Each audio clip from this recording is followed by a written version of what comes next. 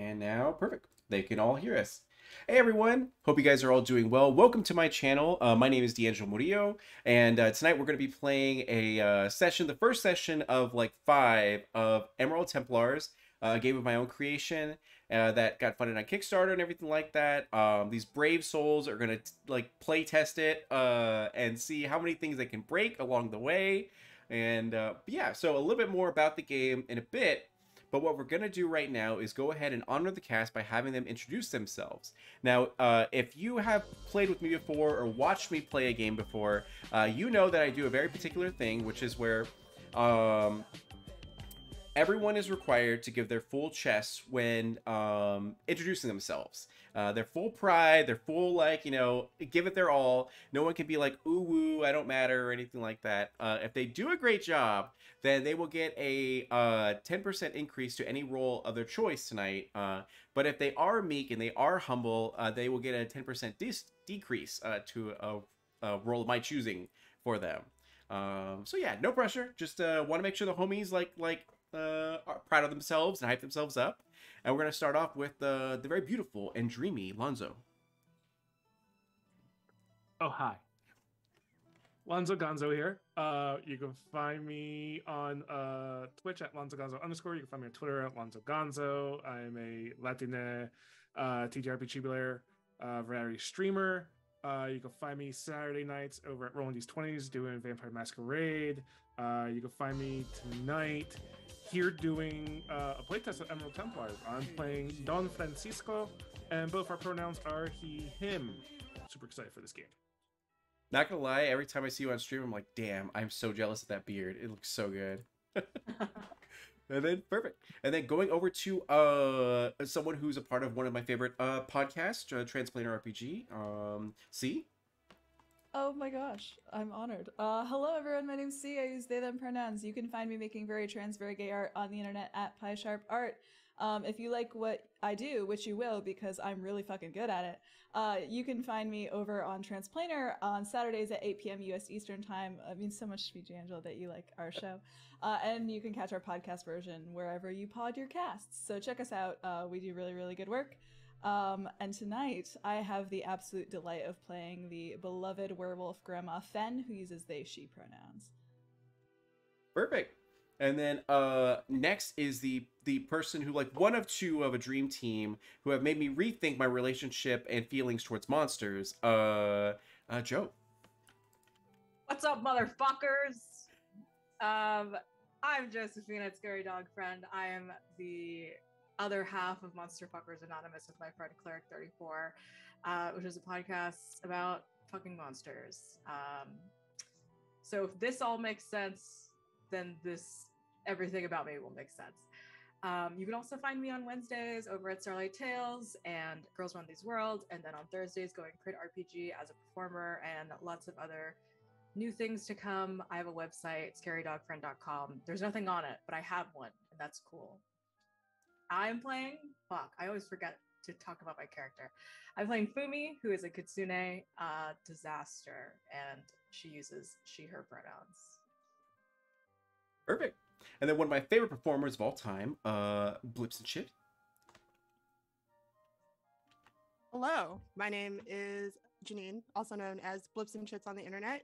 You can find me at, this is the start of a very long couple of months for me. I'm very excited. From now on Saturdays, you can find me over at Lore Everlasting, which is the Lady May's channel. I will be playing a really awesome Arthurian Legends D&D game. Very excited about that. Here on Sunday, every few Sundays or so, basically. I don't know. I'm also trying to work on my new pinned tweet on Twitter, and I'm like, how do I phrase all of this?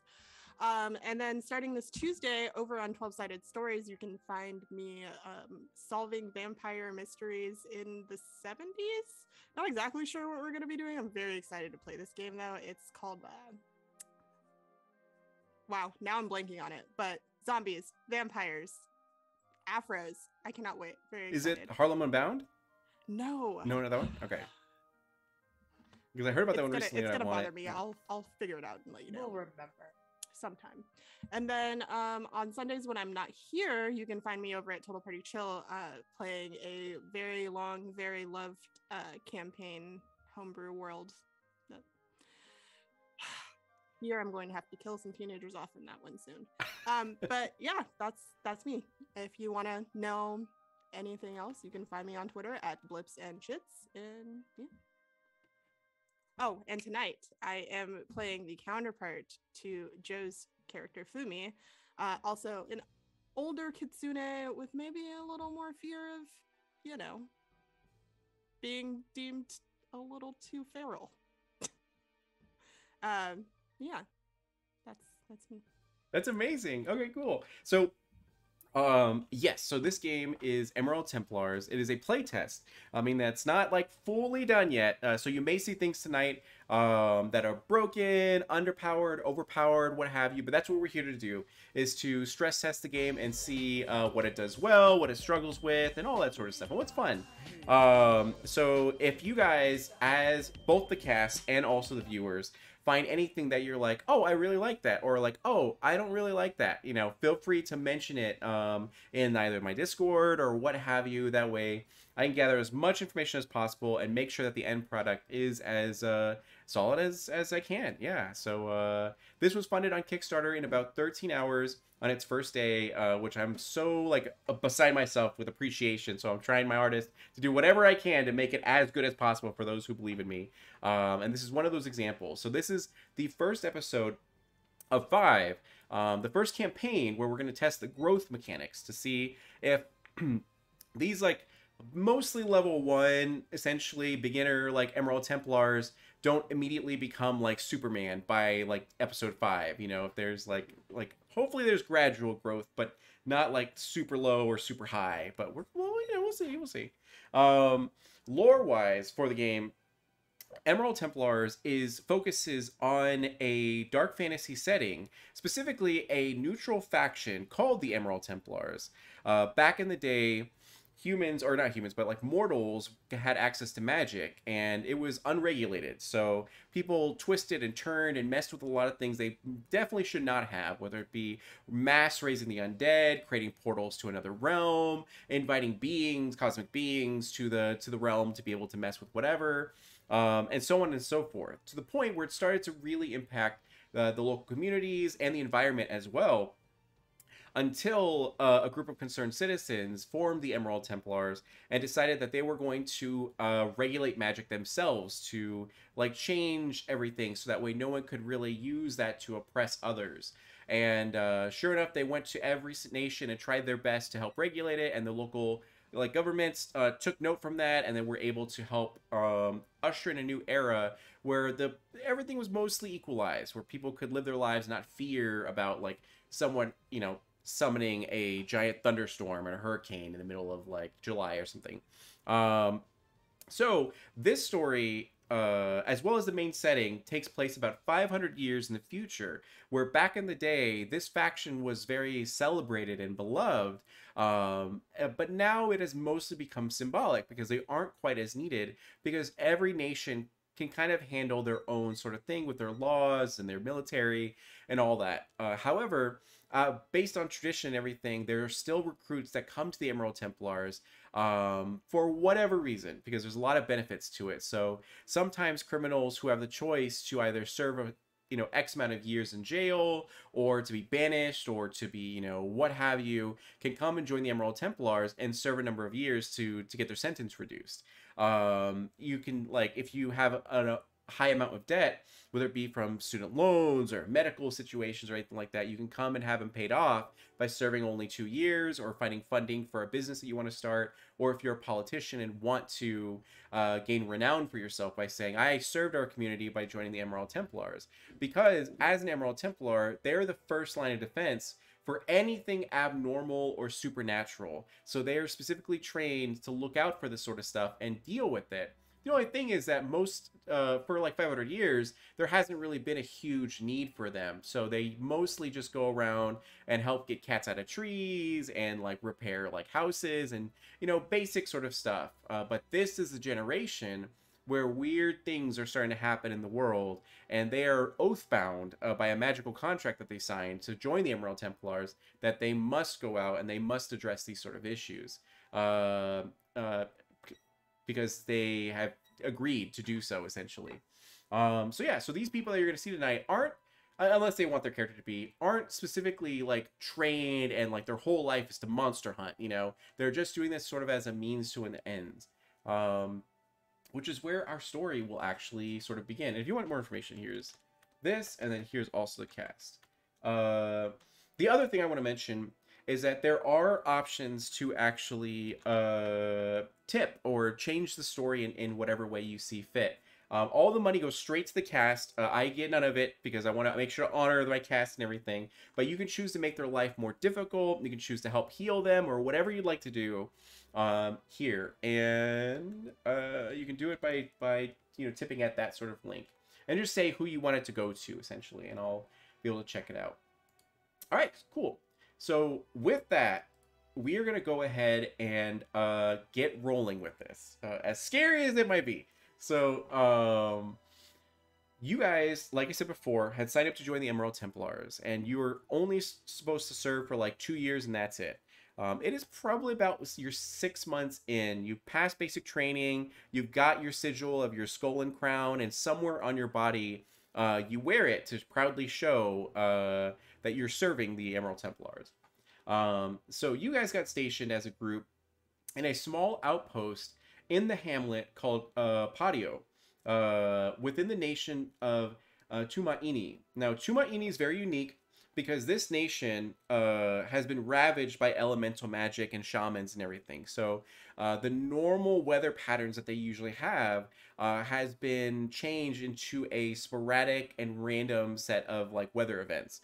So you could experience one day like an earthquake, and the next day a sort of like flash flood, and the next day, a sandstorm, and all these different like things could, happen at a moment's notice. But you guys are used to it because you've been stationed here. You have all sorts of clothing for whatever, comes up.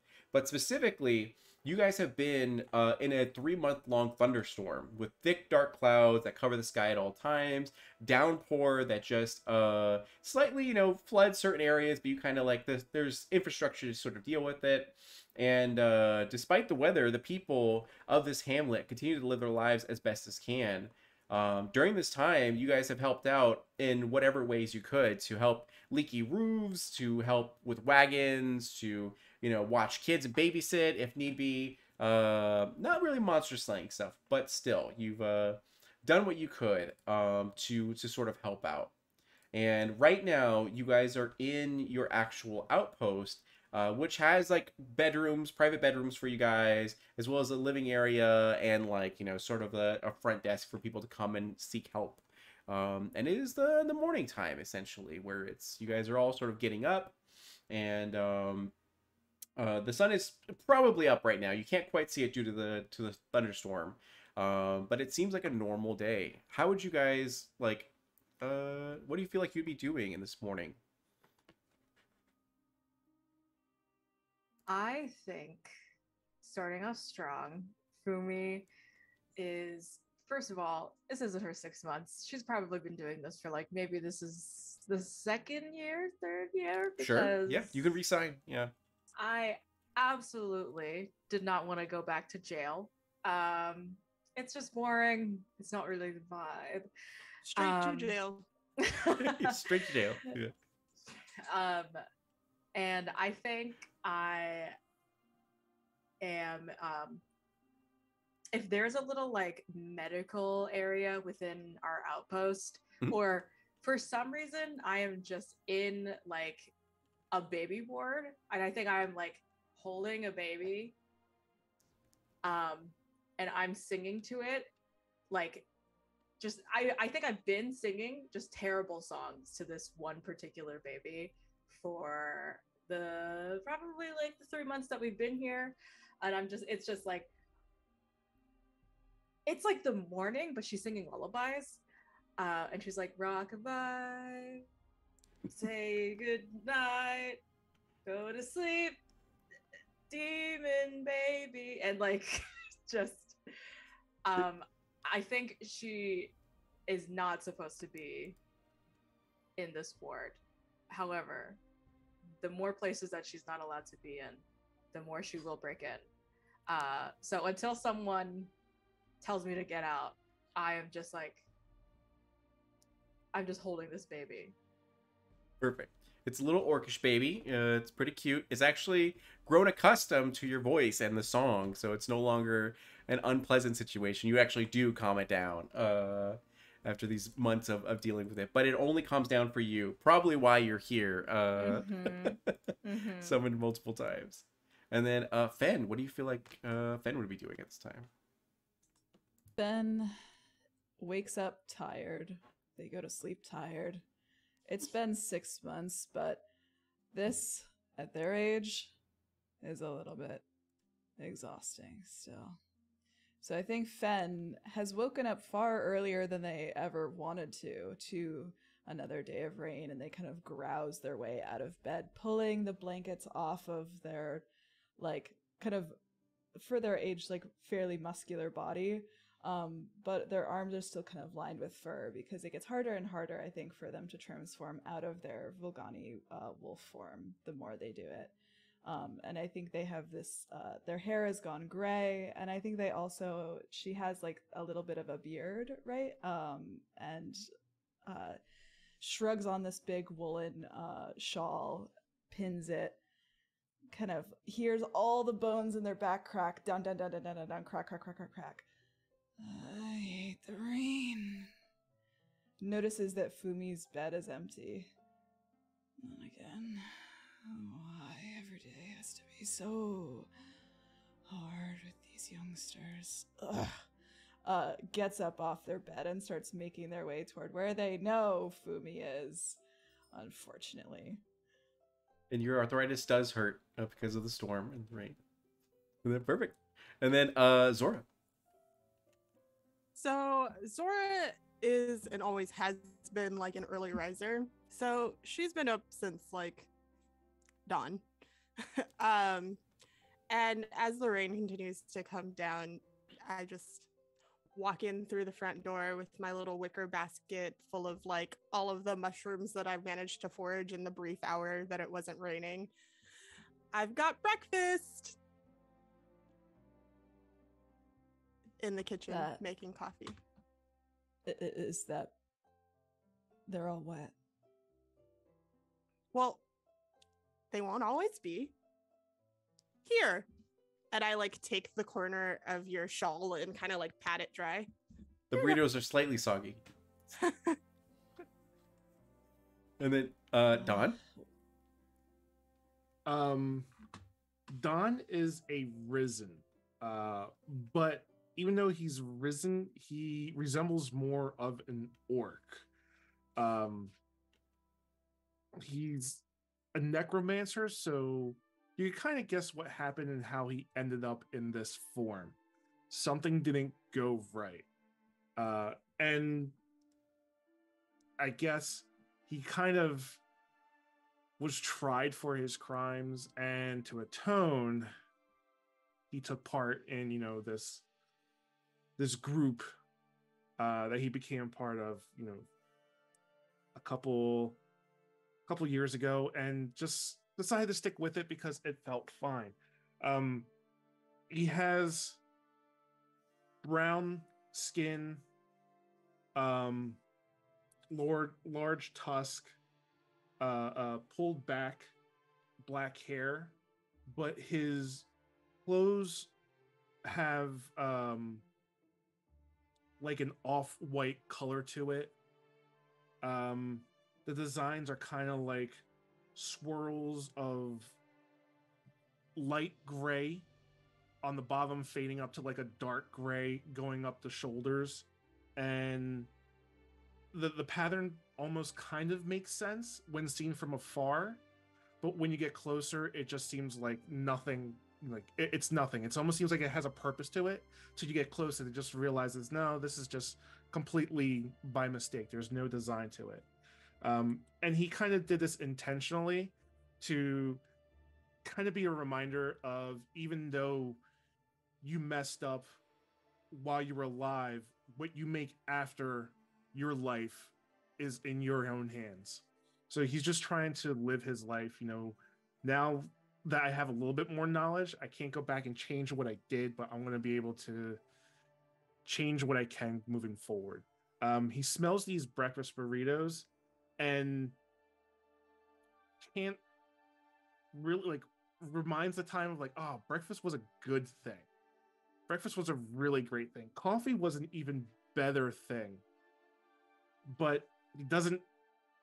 I don't know, D'Angelo. Do Risen sleep? If they're yeah, they still require some sleep to eat and then to drink. Not as much as mortals, but you still require some sustenance. Yeah. So yeah, I think it's he gets one or two bites, maybe a sip or two of coffee, and it's I'm at my fill. So it's never really you have the desire, the hunger, but you can't necessarily eat all the time. You're never really quenched. So he's kind of I remember savoring it, but I don't really get to enjoy it as much as I used to in my risen life. Despite the water and the sogginess, the chorizo's on point this morning. So so it's good. Yeah. So are we all together at this point? It's up to you. I think you said you're in the maternity ward with the baby. So if you want to pop in with the baby and then yeah, I have a baby. And I just kind of show up and I notice, Don, that you haven't finished, and I just sort of are you're done with that? Yeah, I could only do a few eat bites. I just eat Sure. Yeah. Yep. That's fine. Do you need help as you're holding do you want me to hold the baby? No, I'm sure? No, you're going to go put the baby back, aren't you, Fumi? I asked the baby, can you eat solid food yet? That baby's way too young to have little mushies, and I take one of them and brush it on the nose. Just give it a little bit of coffee. It'll help it out. It'll help out. Don't give the baby coffee, please. I think it's just a whiskey thing, right? At least a cup. No, that's only when the baby's crying, and then you do the teeth. I take the baby from you. You put a cup of whiskey in the baby's teeth. You pull the teeth. At least that's what they used to do for us. You pull the teeth out. Mm-hmm. They would pull the tusk up, and then they would put whiskey on the gums to kind of numb it, because the tusk would take longer, so to help out the people who would fake their age would pull their tusk out and put whiskey on to numb it. No, that we're the best. What is the measurement of whiskey here, though? We're best friends, frankly. Eyeball. What is this baby's name? I think it's Eyeball. We're gonna say Darcy. Baby. Yeah. No, it's funnier that Fumi doesn't actually. I have no fucking clue. Yeah, new bestie unlocked. There you go. Perfect. Sure enough, you hear a sound of a knock, knock, knock at your chamber door. Hello? You're really gonna make me go get that? Are you gonna get that for me? Yeah. And then I go open the door with the baby. You do so. As you see, it's one of the town guards being like, hey, Fumi, sorry, I just gotta, ask for the baby back. The parents want to see it. Both its mothers is, excited to spend the day with it. And could we just, and then they kind of reach. All right. Make sure to sing it, lullaby, demon time, every time it cries. And then the baby, and it should be fine. Perfect. You hand it over to the guard, and immediately the baby spits up and then cries, and then nice. And the guard is just oh, and then it just tries its best to it has an umbrella, so it covers it from the rain, and just hurries over to the it had some coffee. It's a diuretic, so you may have to change the diaper. They're like, what? And then they it might piss and shit on you on the way. He didn't get the baby coffee. As I close the door, you guys are gonna get us in a lot of trouble. What are they going to do? Put on a couple more years into us serving? What's the worst that's going to happen? I'm already dead. Sounds like everyone is feeling very positive this morning. Glad to see it. I love that about you, Don. I don't know. It's almost like a little fearlessness. Like, what can hurt me? I mean, plenty can hurt me, but like, what can hurt? It's a rhetorical question. Right. So, at this moment, as you guys are all like talking, maybe grabbing like food and like chowing down on it and everything like that, those of you who are magic users, which I think is it 3 of you or 2 of you? Nope. Okay, so oh yeah, Fumi, you're like a hunter, right? Mm-hmm. Okay, yeah, that's right. So the 2 of you, you're gonna take 1 point of anxiety as suddenly, immediately, as you guys are talking, chowing down, having like a normal morning, you feel this surge of like arcane happen like around you, like instantaneously. Just something has occurred. Someone used magic, and this area, this hamlet, quite well. There's only so many people here, and not many of them can use magic, especially to the extent of what you just like felt or experienced. But something magical just happened within the vicinity of like this hamlet essentially. And at this moment, you do also notice that a flyer has actually appeared underneath your guys' front door, and yeah, so Smells like magic. Or go and open the pull the notification from under the door. sure. And then I open the door. Is there anyone out there? No, but you do notice 2 things. One of which is that everyone's sort of opening their doors now, and they all have these sort of flyers that are in their hands as they're examining it. The other thing you notice is that right outside of the hamlet, there is an enormous, almost the same size as this town, essentially, is this orange and blue tent that is just wasn't there because you were the one to go out and get food this morning and then come back in, and it was not there a few moments ago. And sure enough, here it is, all set up, with what you could appear to be 2 attendants right outside of its entrance.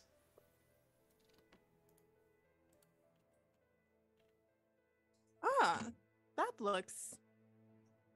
Hey, this wasn't always here, was it? And I turn and I pass, like pointing with the flyer. I think something's going on over Is there. this one of those men-loving men things? I MLM? mean, it could be. I mean, I didn't notice anything. I'm not sure. I think it is an MLM.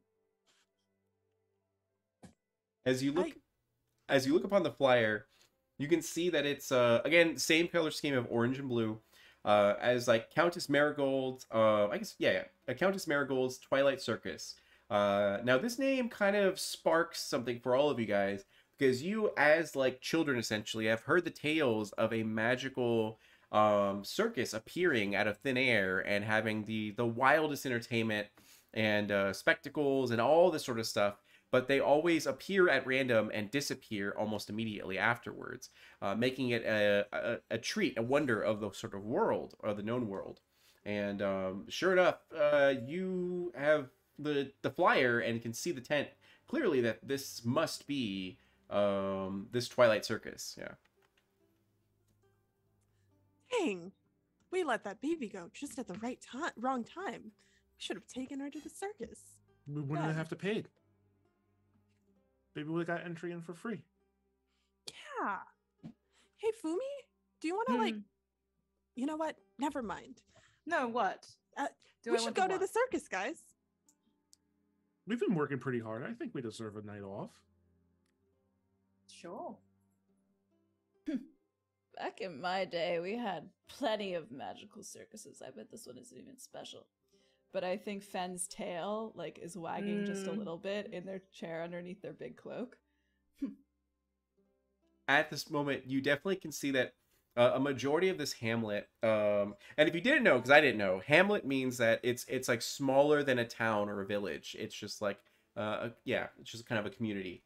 You see a majority of them actually leave to go and explore this sort of circus as they take all their families sort of get ready. Some of them are already just racing out to check out what it is and everything, and they're being allowed entry to this place. It seems like everyone's giving something to them, but sure enough, they're heading in, which on this dreary sort of like just normal, let's say Wednesday, morning. It seems like the most entertaining thing to do. And like, and again, as you guys are kind of talking it over, getting excited, grabbing your gear and everything to like check it out, that's when you hear the sounds of another knocking at your sort of door. Yeah. Fumi, did you bring another baby with you?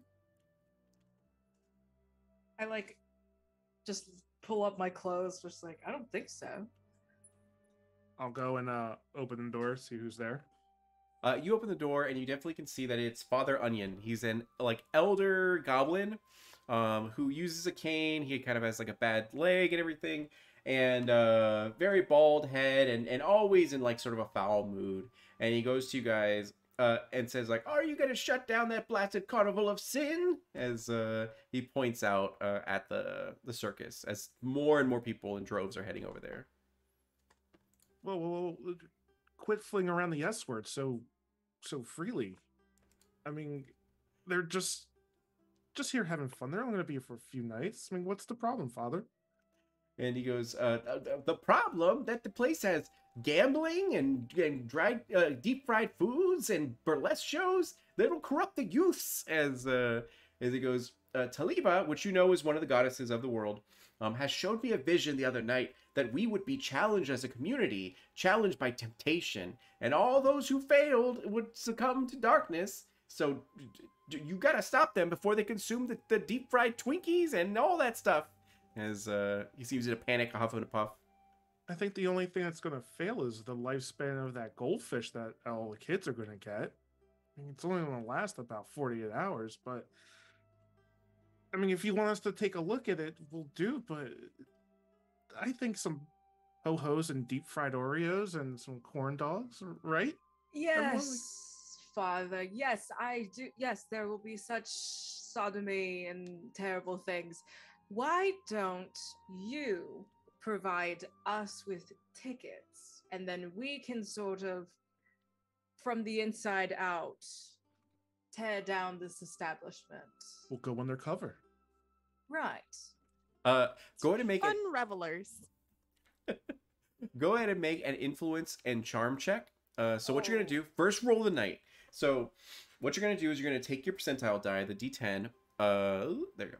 And then you're gonna go ahead and roll it, and you're gonna get a result from 0 to 90. That's gonna represent the percent, so 0 to 90%. And then after you do that, you're gonna go ahead and add your influence bonus as well as your charm bonus, and then let me know what that is. And again, you all have a 10% bonus you can apply to any roll of your choice. Any one roll of your choice tonight. I got Should we all roll? Only for those who are trying to convince Father Onion to like give him stuff. Yeah. I got 2 3s. Is there something about that again, or am I thinking of a different game? No. So you're just so you got 30%, right? And so that was 33% plus 8, which is my influence and charm, which is 41, and then I'm gonna add the 10% onto that, so 51. Okay.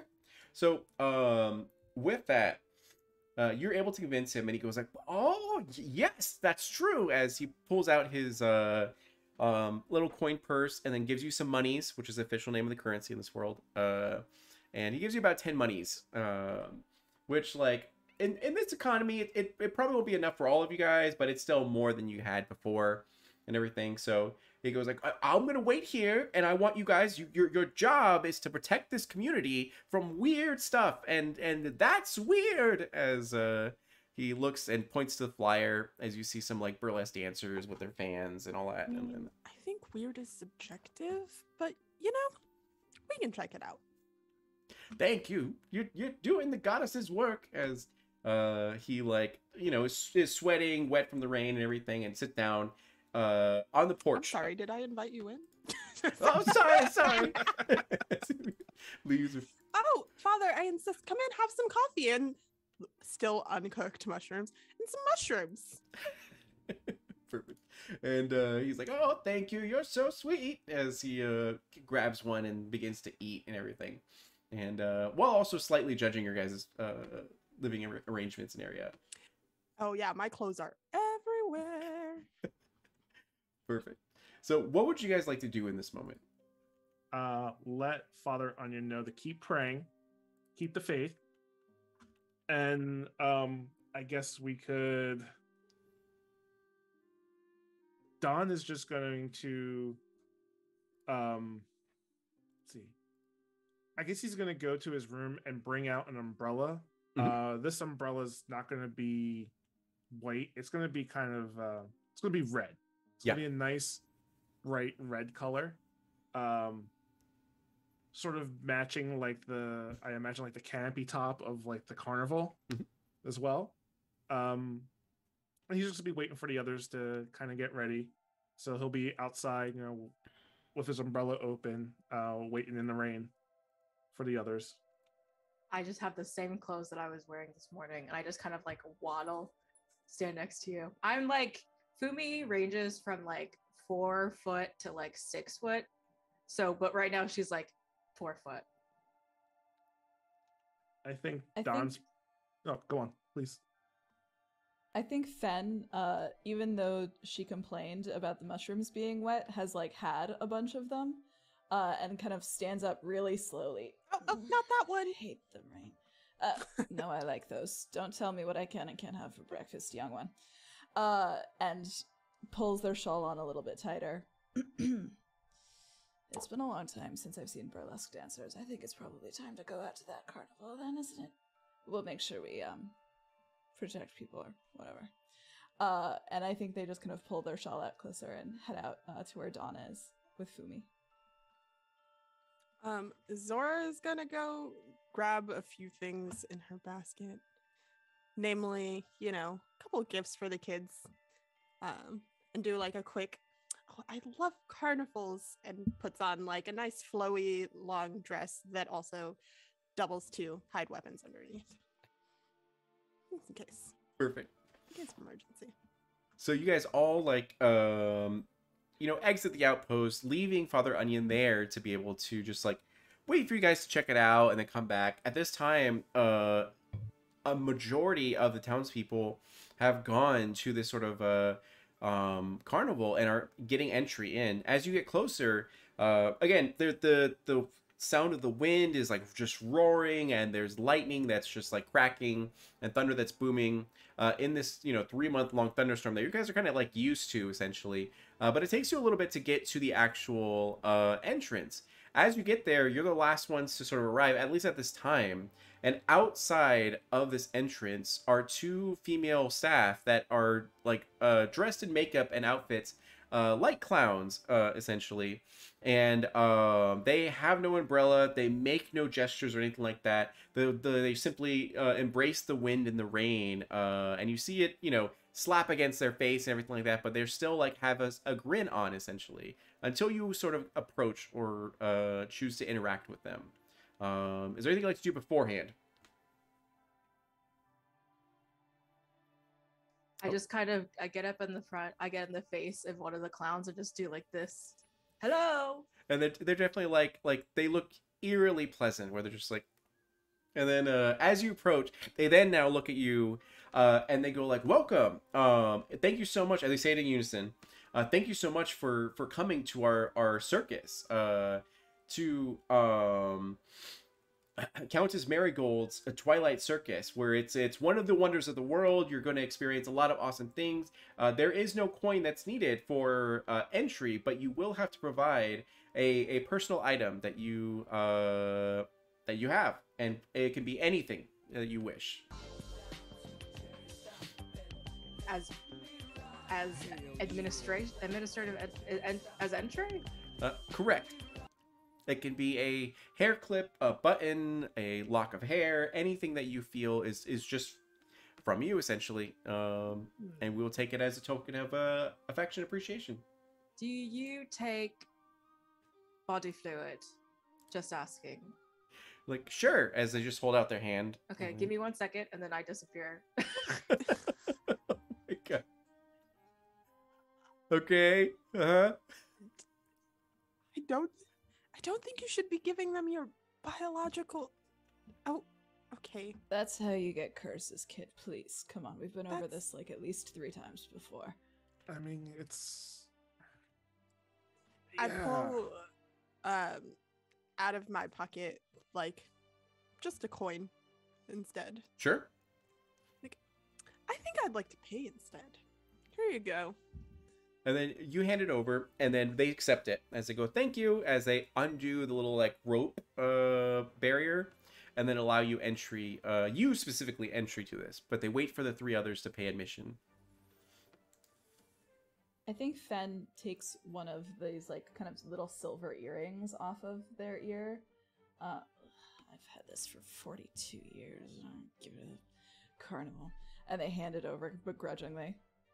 Sure, you hand it over, and same thing. They undo the rope barrier so you can enter. And do you wait for your companions, or do you immediately like bye as and bolt in? I wait at the entrance. Okay, yeah. Zora is not on the inside anymore. Like at the entrance anymore. I'm scouting the bathrooms. Okay. There you go. Don is going to. He's going to kind of like go in his pocket, realizing he didn't really bring too much with him. So he's going to go bite like his pinky nail off a bit, and then just, take it out, clean it up a bit, dry it up, and then just present it. They take as it. Admission. As they're like, thank you, as they allow you entry, and they look to Fumi. And Fumi, did you what do you give him? I come back with a little corked. I think I found like a container on the ground, and I just like use that, and I just put it in one of their hands. Perfect. And is your gift the container, or is it like? There is some fluid that came from my body inside of this. Okay. You hand it over to them, and they accept it as they're like, thank you. As you see that the gifts of your companions, a fingernail, a earring, and then also a coin and all that kind of stuff. And they take it and they go like, enjoy the show, as they allow you entry to this. Now, as you breach the tarp like entrance, essentially, the sound of outside completely stops as you hear no booming, you see no lightning or anything like that. It's just simply the sound of the carnival kind of going on as a band is playing, a live band.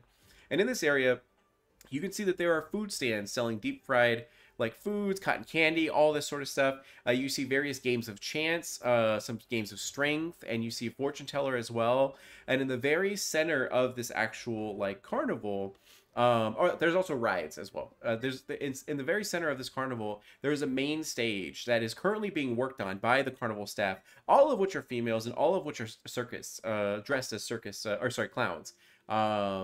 And they're all busily getting to work, and you hear the MC like call out to everyone that like, please enjoy the festivities, get food, get drinks, get like, win stuffed animals and everything. The main event will happen very shortly. Just give it a little bit of time. And everyone's like having a blast as they're all engaging with different things. And sure enough, you guys are facing this overwhelming options of what to do. So what do you feel like you guys would want to interact with first? And for the record, as you sort of look around, you see that there's just carnival staff doing their thing, where they're simply helping out people. No one seems threatened or harmed in any certain way. And yeah. And everything just seems normal. Like, despite the fact that like they're different people, right? All of these women don't have the same face, right? They definitely nothing like that. It's very hard to tell because it seems like they're all wearing wigs and they're all like in the same sort of uniform, and their face paint's pretty thick. So in order to see that, you're probably gonna have to roll if you would like to. So plot twist: I also did not grab dice. So you're good. May I? Yeah, go for it, of course. I think Fumi, Fen, and Dawn are together, probably, because Zora went off. And she just shrugs, looking at everyone. Are we hungry? Are we still hungry? Do we want to see the structural integrity of one of the rides, or see where the sodomy is? You definitely do see a building of like burlesque, essentially, as yeah. I think I'm slightly too old for childish rides, but I'm not too old for sodomy. Not although too I old do for want ass. to win. Never too old for asses. Just remember that. That sounds like the perfect den of sin to visit, as Father Onion would put it. One could say. Father Onion looks like a flaccid dick, doesn't he? I think it's kind of implied in the name unintentionally. I think that this is the part where Zora actually jogs back up from whatever. I'm sorry, what? How? I don't. It's just wrinkly in all the wrong places, like not even like in the like right attractive places, like I wish that I Maybe as didn't a- see what you're talking about. Maybe as a younger man, a little bit more attractive, but yes, right, more turgid skin or something. Den of Sin. Ass down. Tennyson. Perfect. ass down. So you guys head over to the Bless show essentially. As you walk in, there's a lot of other patrons that are sort of here that are super excited and a bit nervous to like watch this as the music plays and one by one different performers come out and they're all different body types and like all different genders and everything like that as they put on a really really good show and everything seems to be going really well.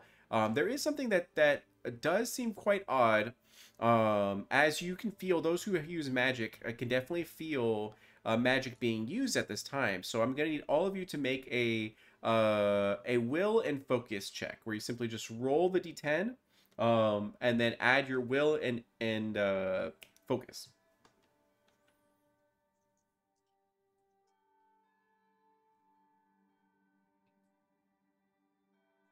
Ooh. As they're like, Cinnamon is now coming to the stage, and you see it's a very well endowed orcish woman, and that's just like, So you roll 100. one. oh, you got 100? Okay, 100. perfect. You're totally fine. You're happy what's about you. Done. Wait. One D10 and then add our focus. Correct. Yep. All right. 54. 54. Okay, good. 1d10 or 1d100? It'll be 1D. So in Emerald Templars, you're just going to use 1D10 for this. So you're going to roll it, and it'll simply be 0 to 90%, and then you're going to add your 2 bonuses to it. Yeah. Okay, so 81. Sorry. 81? Oh my god. No, you're fine. You're good. You're good. And then Fen? 64. 64. Okay, you guys are all great as you all like watch this and you keep your wits about you, even though you feel a magical presence you know, come from the actual stage. As Cinnamon takes the stage, this like well endowed orcish woman, as she's like sauntering and swaying to the thing, and like one by one she removes articles of clothing, and everyone goes wild. As you kind of look around, you can see that everyone's enthralled by this performer and everything. And granted, they're not hurt or harmed or anything like that, but you can definitely tell there is a bit of influence here, a magical influence.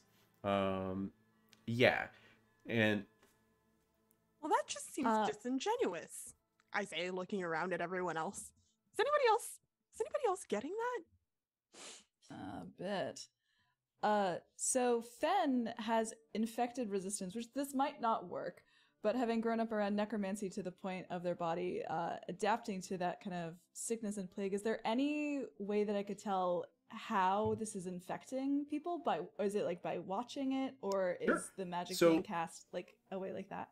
yeah, so what you're gonna do is you're gonna go ahead and roll your die, and then roll a awareness and notice check, and then see yeah what you get. But you're gonna get 10% bonus because of that like history. Yeah. I believe so. I rolled a 5 on the dice, and then my awareness is 4, and my notice is 2. So is that 56? Correct. And then it'll be 66 because of your 10% bonus. So you do 66. succeed. Yeah. In the situation, you kind of look around, searching for the source of this sort of magic. And you do notice that within this room, there are a few vents, and you can kind of see that there is some like substance coming through the actual vents, being like aerated into this sort of room. You kind of see as a source of the magic. It is very sweet scent, but it seems it serves a dual purpose. That it's not just perfume, but an influence of some kind. Yeah. Fen nods at what Zora had said and then kind of nudges her with their elbow and throws their kind of older, grizzled face over toward one of the vents. There, it's a fun circus for everyone with those, isn't it? But why? I mean, she's so beautiful. And she's And I'm doing a like- great job. Yeah. Is there anything off that I noticed about her? Just like Not really. appearance-wise. No, she's extremely beautiful, great performer. Everything's going really well. The crowd is providing like tips essentially, not throwing it because everything's coins in this world, but like they are putting it in like jars that people are walking Listen, around. it's thunderstorm outside. You might as well make it hail. It's There you fine. go, exactly, yeah. There you go, perfect. And then everything's fine. Granted, you guys have probably been to carnivals or festivals before, and you know that these like slight influence to sort of rig things isn't totally new or like odd, because you're like, oh, this is how they make their money sort of thing. So but you know that they're trying to influence you through magic, but you guys have resisted. Yeah, whether you enjoy the show is up to you. Can I take notice of what others are doing? For sure. So what would I need to do for that? Yeah, so you'll go ahead and roll your awareness and notice. So roll the d10 and then add those two bonuses. And I you're pick gonna, up. Oh, sorry. and you're gonna need a 30% or higher.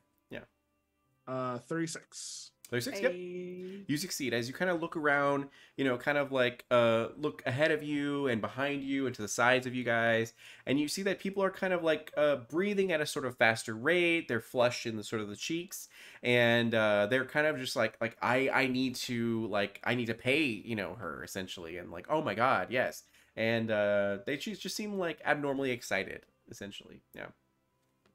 Can I pickpocket somebody? If you'd like to, sure. And so that's gonna be agility, and then I think agility and nimble. 52. 52. And if you have any criminal, you'll also add that. Yeah. Oh, I have no criminal, funnily enough. Okay. Yeah.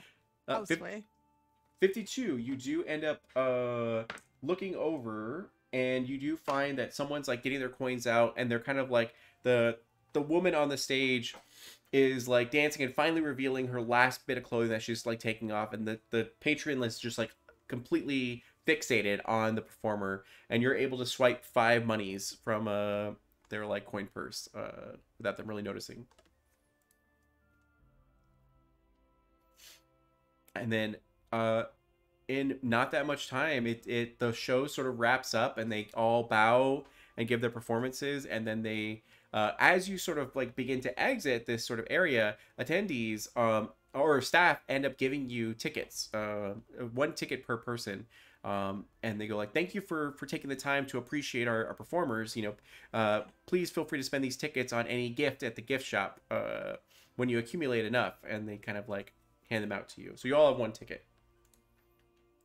Thank you. And then I want to talk to one of them and see if I am like getting any odder vibes than I mean, carnies. So do you really like working here? What's it like traveling around all the time? They look to you as they continue to do their job, like handing out without even looking at what they're Really good doing. at that job. And they're like, thank you, I appreciate it. I love working here. It's the best thing ever. We're like a family. And she goes like, the thing I wanted the most in the world was to work for the Twilight Circus, and I got that. My dreams are fulfilled, as they kind of like smile sweetly to you. And what is your awareness at? 0. No, 0? Okay. 4. 4? Okay. With a 4%, you notice that it's kind of a strained grin, a little bit. Yeah. As they don't even need to look at what they're doing. They hand out accurately tickets to all of the patrons. Yeah. Do I see any fear in the eyes? Go ahead and roll a awareness notice.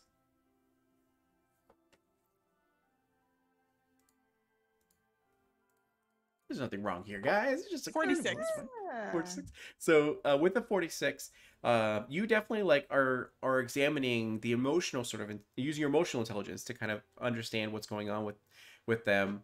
And you can see that they are trying to do their job to the best of their ability and trying to be as cordial as possible.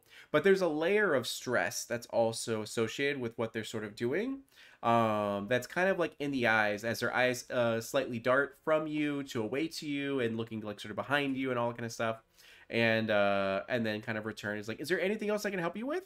No, you're doing a great job. Thank you. Of course. Enjoy the show, as they like return back and continue to hand out tickets. As we walk out of this specific tent, this is a little sus. She did not seem happy to be doing her job, like in the real way. And at this moment, you do hear the sounds of a bit of a crunching from behind you, as you kind of turn to see a rather large like centaur who's dressed in like to the nines and has like a very large top hat that goes like, did you have a problem with one of the staff? As they kind of look to you. Oh, no, that was a wonderful show. I enjoyed it so much. And they're like, oh, okay, because I thought I heard that there was a problem. Oh, yeah, and they look like a centaur. No, No problem at all. Hi, I'm Zora. What's your name? It's just, I did not name this NPC. Hi, my name is Steve. The MC. I'm also gonna say Steve. Steve. Yeah. Do you like working here? I was interested in maybe, and checking it out. It seems really fun. so Steve, who has a name badge on him as well, goes like, I love working here. There's nothing I love more than to be able to help out Countess Marigold's dream of this Twilight Circus, to be able to bring joy and excitement to all the people that we come across. Every game you see here is manned and operated by someone who joined the carnival or participated in the carnival and then wanted to stay and then ended up becoming a part of the circus and travels with us. So we're all a big family here and we love doing it. But if there's anyone here that hinders your enjoyment, even by slightly, please let us know and we'll make sure to take care of it, because your entertainment is the thing that we pride ourselves on most. And just in case, I'm going to go ahead and talk with that staff member that you had spoken with, just to make sure everything's good. Yeah. Well, I don't think that's gonna be necessary. I was talking to them about the same thing, and they seem so happy to be here. Yeah, no, how long? I'm gonna try and keep him talking and from talking to the other employee. Sure. Influence and charm. Okay. How long have you worked here? You seem like you know what's really what. And he responds, but he has suspenders, as he's like, I've worked here for decades. I love this job and everything's wonderful. Mistress Marigold, would we be able to meet her? Oh yes, she's the final act. Not to spoil anything, but it's pretty amazing. As he kind of looks to your ensemble and sees that you're a witch of some sort, and he goes to you and goes like, oh my, you're also a witch, is that right? Am I? Oh, is Mistress Marigold a witch? Yeah. Yes. He's like, yes, she is. A bit of a spoiler, she's one of the last remaining pink witches, as he says to you. Now, pink witches are are extinct. They don't exist anymore. They used to serve as guardians of the dream realm to protect mortals from having abnormal nightmares or trapped in dreams and all that kind of stuff. But their order fell for whatever reason you're unsure of. You just know that they don't exist anymore. So it's surprising to hear that there is a pink witch here. I don't be such an honor to meet her. Maybe she can talk to my friend Dawn here. It's terrible at sleeping. And then he looks over to you, towers over. Yeah. Steve, was it? It is, as he kind of like bows a little bit. Great show they put on there. Great show. Never seen anything like it before in my life or afterlife. Never seen a breast? Well, not yes, but not in like Not like Cinnamon's. not like Cinnamon's. I see. Those were some sweet cinnamon rolls. But Wow, where can we get cinnamon rolls? Or like funnel cakes or anything fried, you know? he goes, absolutely, as he turns, backs up a little bit, and then points over to the food stand sort of area where there's a lot of people getting, you can see cotton candy, corn dogs, meat, deep fried foods, and all that kind of stuff. He's like, please, you cannot leave unless you get like a deep fried Twinkie or something like that. It's classic. You would change your life forever, as he kind of says to you and goes, well, I don't mean to be rude, but I am required elsewhere. So I hope that you have a wonderful evening. And yes, keep in mind that when the main event starts, there is a special area dedicated to the Emerald Templars for your service. And thank you so much for doing what you do for our community. As he gives a bow and then like takes off his top hat and like, bows to you and then puts it back on, before beginning to like sort of trot away. And if there's anything you like to say or anything, you can always call him back, but otherwise he goes to talk to other people. I turn, exhausting. I feel like we're being listened to here. These people. What was that? Is it They were like, Steve, God damn it. Yeah. Gallops right back. Yeah, I want And to I, like, mess with. Oh, sorry. Go ahead. I want to mess with their morale. I think that might be dangerous for the people that work here.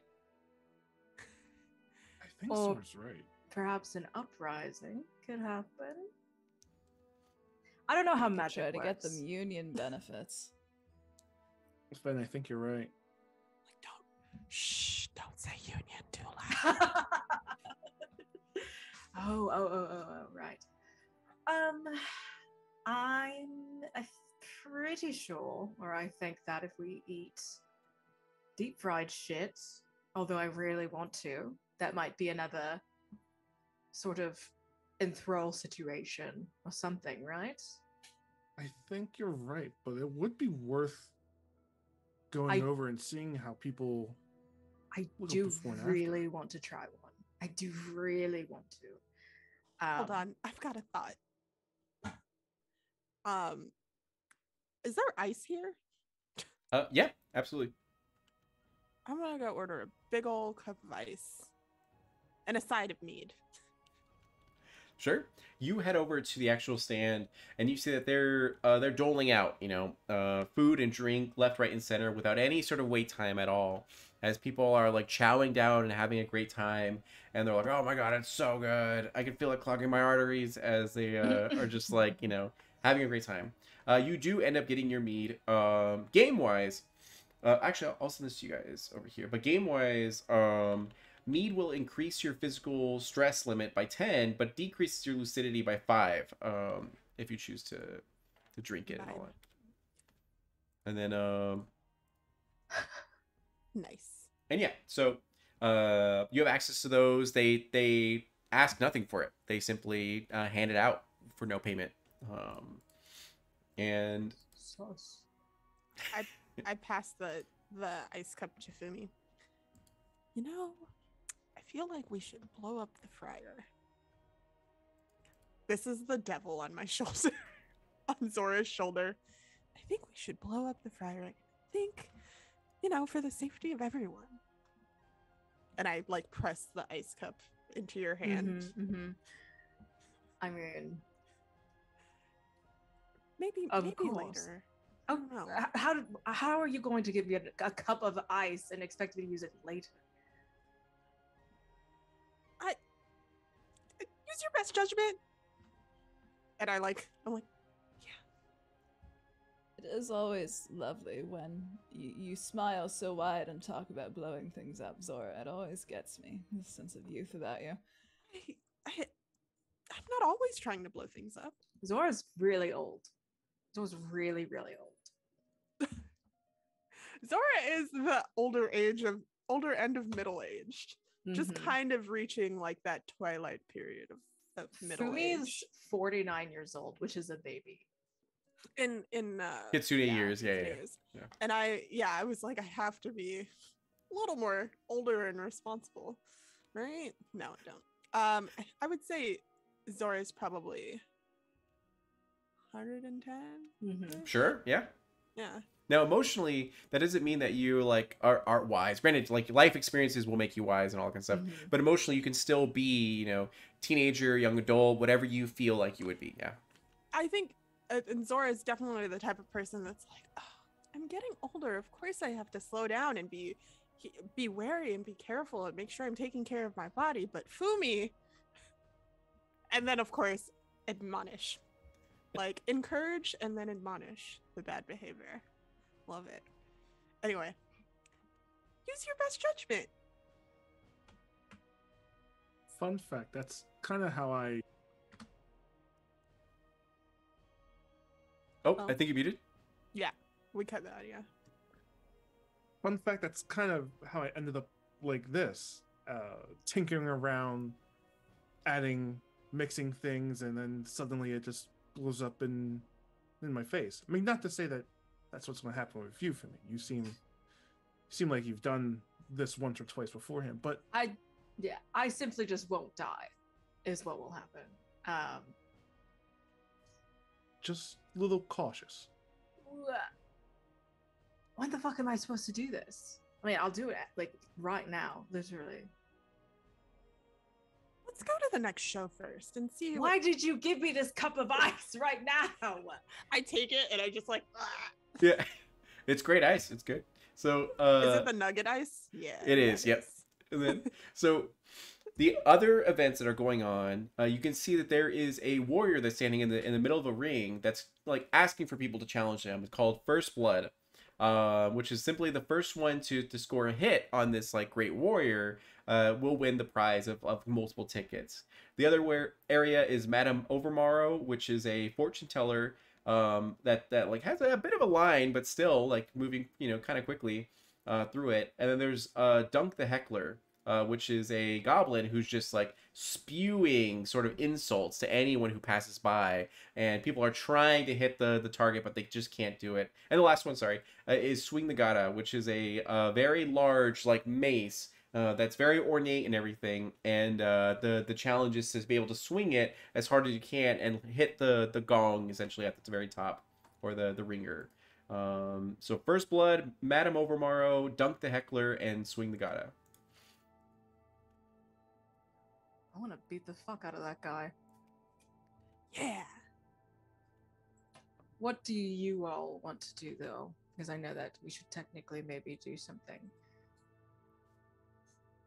Oh, that's right. We're not here to have fun, huh?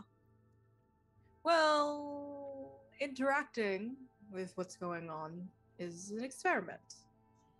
Pop another ice into my mouth. I want to watch you beat the fuck out of that guy. And you also see that the gift area has an inflatable sword that looks pretty dope, a wooden shield, a stuffed corgi, a large stuffed corgi, and a ballooned magic wand.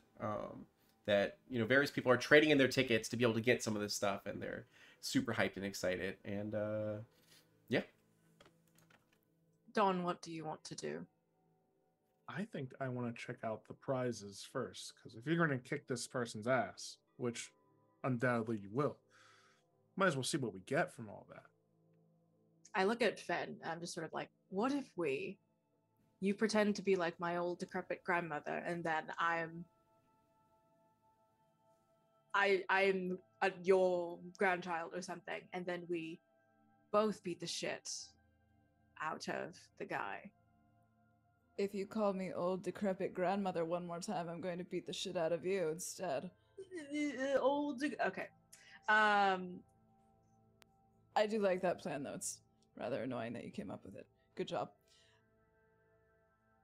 let's go check out the prizes. I'm fascinated by the corgi. Same.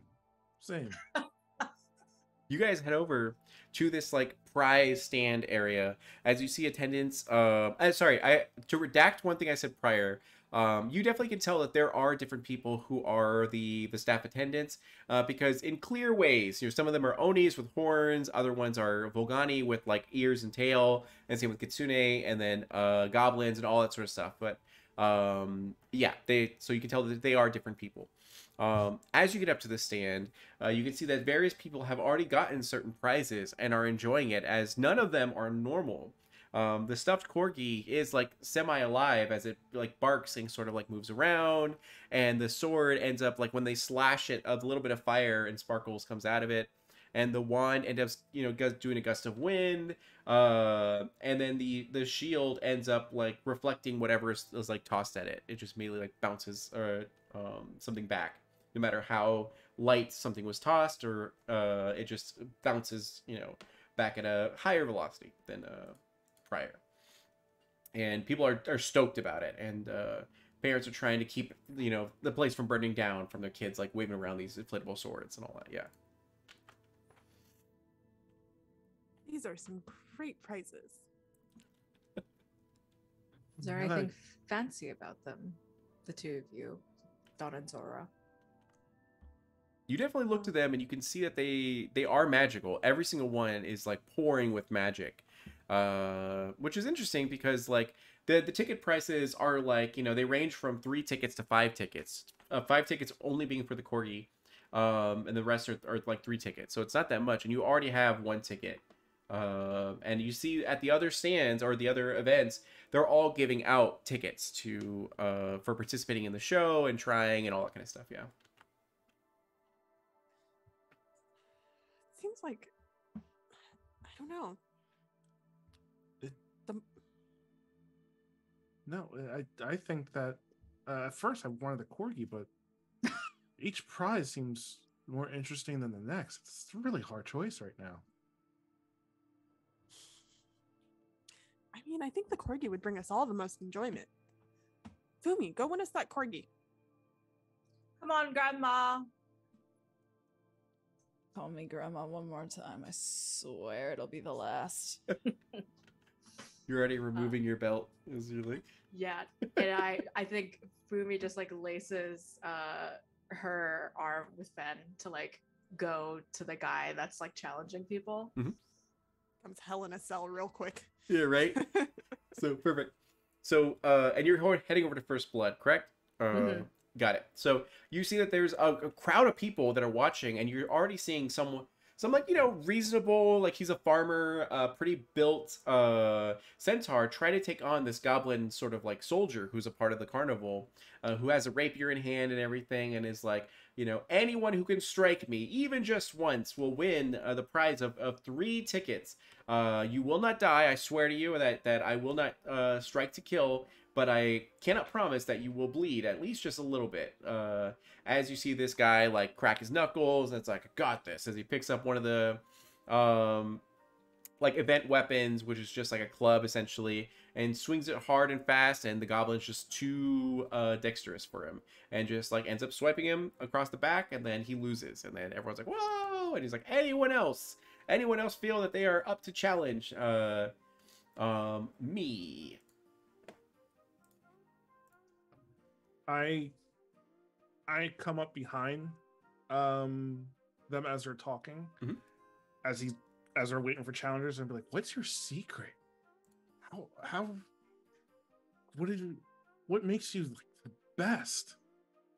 Because you won that so quickly, like that was no time at all. He kind of looks to you and goes, years of training, my friend, years and years of training, and maybe some magical items here and there, as he kind of like gives you a wink, and yeah. So what if I wanted to, let's say, be your partner, and we make this like a 2-on-2 event? What training would I need for me to be in there with you, be in the ring? And he goes like, well, I mean, if you want to join the circus, it's very easy. As um, he goes like, just talk to Steve. As he points, and Steve is right behind you. And he goes like, hey, do you have any questions about joining the carnival or the circus? No, wow, Steve, I didn't hear you this time. It's just a quick signature, and then you can join and live a great life as in Furls. And sure enough, you do see 100% healthcare paid for, dental, 401k. Yeah, I mean, I don't really need dental or vision. I'm kind of risen. This won't really work. I mean, but I mean, it's good to know.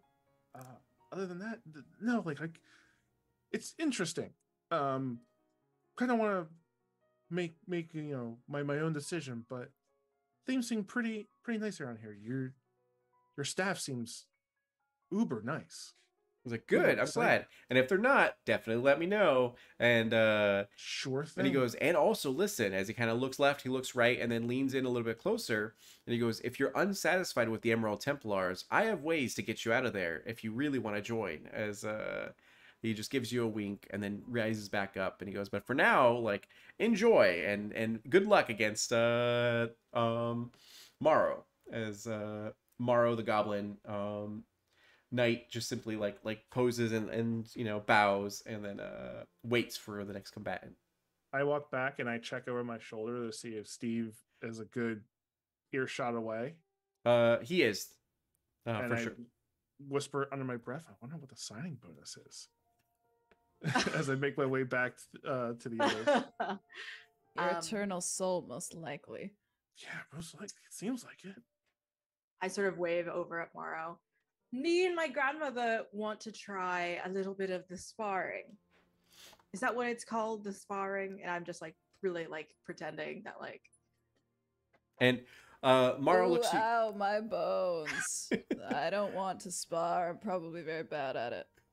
And then Morrow looks and goes like, "Are you sure? Like, I can't promise you what's gonna happen if they choose to enter the arena with me."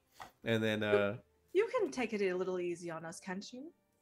You're like, well, influence and charm. Okay. And we're going to say a 10% bonus because of this act that you guys are putting on. So everybody wants to give us $45 or whatever the fuck.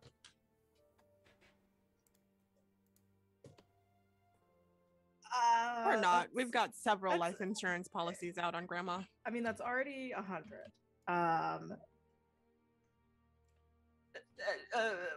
Yeah. It's already 100? Okay. So that's a critical success. So he believes, and he looks, he was like, I cannot bear the thought of harming an elder. Oh my gosh. Of course, I will go ahead and fight blindfolded to make this fair. As the attendants like put a blindfold on him, and the crowd goes like, ooh, as sure enough, Ben, you have your choice of weapons, from axes to spears to swords to lances, whatever you feel like you'd like to do. They're all wooden, so you can't like without trying really hard kill, but yeah. Fen looks over the wooden weapons and kind of sniffs disdainfully and goes, those aren't real weapons. I don't need any of those. They turn away from them. And they go, and you see one of the clown attendants be like, all right, if everyone's ready, then no one can leave the circle. Otherwise, that means that you are disqualified, essentially. And the first one to get hit is the one that loses. And the goblin goes like, I will always give the other person the first attack, as they bow to you, and then they stand there blindfolded with their rapier out, and then you may now go. So how you do this is you're gonna roll your percentile die again, and then again you get a result from 0 to 90, and then you're gonna add your strength and then your fight to that. And if you're using a spell or anything like that, that's different, but otherwise strength and fight. Is initiative always strength? Initiative will be agility and nimble. So am I able to roll that? Are you also fighting against the person as well? Yeah. Oh, got it. Okay. 2-1-1, cheater, pumpkin. Yeah. Oh, got it. Sorry. Yeah. Because they're allowing you to just go ahead and go, we'll have Fen go first, and then right after we'll go Yufumi, and then after that will be Morrow. Yeah. Word. That is a 78. 78. Okay, perfect. So describe to me how you hit Morrow, essentially. Fen, playing the like grandma act, goes, ugh. Let me show you how it's done, kid. They look at Fumi, and then like with surprising agility and speed, they like get right into Morrow's like offhand, like undefended side, and just with their like clawed hand curl it into a fist and crack it across his face real hard, real fast. And I have the knack throw hands, so I increase my damage to Jive on unarmed strikes God. by one size. Okay, perfect. So go to roll your Poor damage. employee. It's like perfect. And then go to roll your 1d6. And so as you do this, now you and Fumi will go at like narratively the same time. So you feel as your fist goes that there is actually an arcane barrier that's slightly protecting him, making it normally harder for people to hit, but you hit with such like vigor that it's pierces all defenses. And then how much damage? It wasn't great. My D8 was a 3. 3. Okay, that's fine. And then Fumi. Okie dokie. I'm gonna use my claws as well. Okay. And because my agility is fucking incredible, I have an additional attack, but also because I'm a highwayman, and I have rigged fight for my secondary, I can make another attack. So my primary is 2 attacks, and my secondary will be a 3rd attack. Yeah. Okay. So should I roll 3, basically? Yes, you're gonna go ahead and so roll 3d10s essentially, and then just add your fight strength bonus.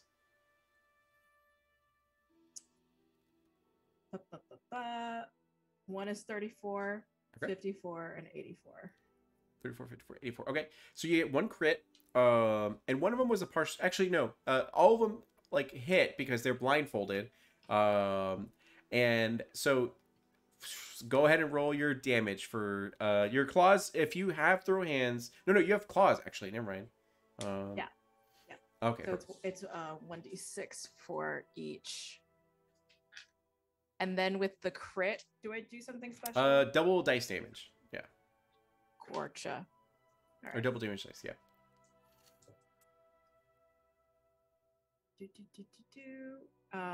So that's gonna be 19.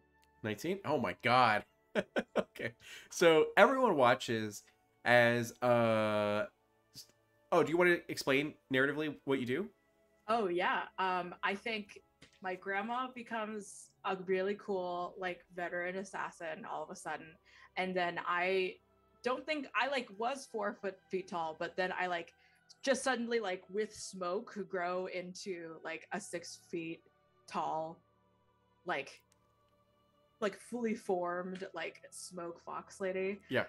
And then like almost as if my hand comes out of my like cloak. I'm entirely cloaked besides like a sort of golden like shawl that I have. Yeah. And then just like large like claws come out, and then I'm just like zigzag across the body with my claws out.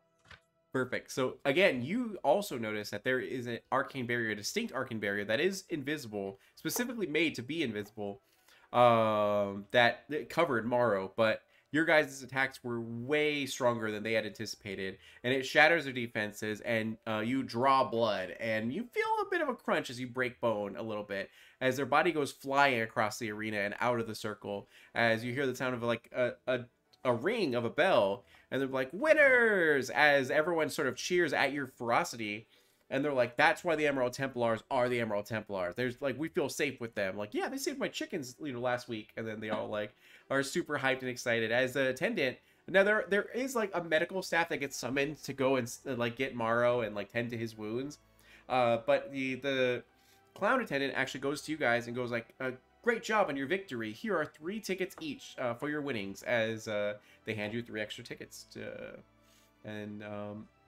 Yes, so in the main stage, you see that there are curtains that are now surrounding it completely, as you hear the MC Steve's voice booms as it goes like, all right, ladies and gentlemen, please feel free to finish your drinks, finish your food, wrap up your games, because the main event is about to start. If you're going to buy something, I would highly advise you buy it now, because once the main event starts, no one's allowed to get up, and like, for just out of respect for the performers, as they say that.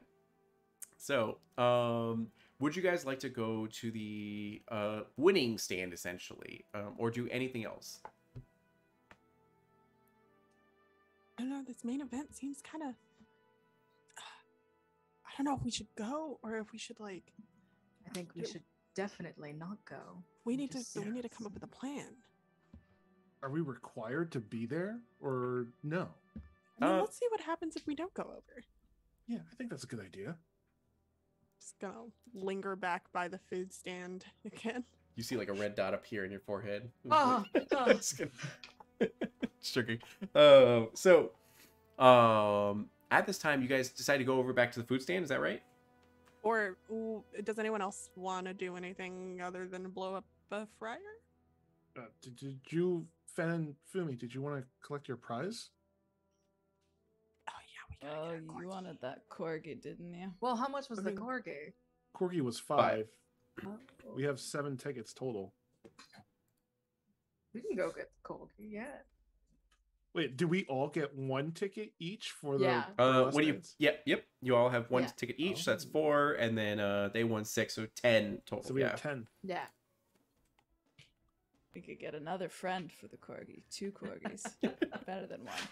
They can make babies, and we could have a whole bunch of corgis. Now Family of start an corgis. MLM, There you go. like Yeah. Fumi was saying this morning. We get 2 corgis, please. You head up, and then you provide your tickets as they give you the last 2 corgis that are sort of there. One has a reddish fur coat, and the other one has a black fur coat. And even though it's like a stuffed animal, it seems alive and sentient as it like barks and licks with its felt tongue and pants and shakes its booty as yeah. And you have 2 corgis that are stuffed / alive ? And So my favorite thing to do, D'Angelo, is misuse any feature that you give me and do it in a weird or different way. oh god. Okay. So I have the knack beloved by animals, which gives me additional charm to engage with animals. Can I use that to try to like see what's up with these corgis? Like, do they have malicious corgi intent? Like, do they serve another kind of dog purpose, or are they animals? Are they magical? What's up with them? Sure. So what you're going to do is you're going to go ahead and roll your now, okay, question. Are you trying to use your like perceive something, or are you trying to ask them like, can you tell me, what sort of, yeah.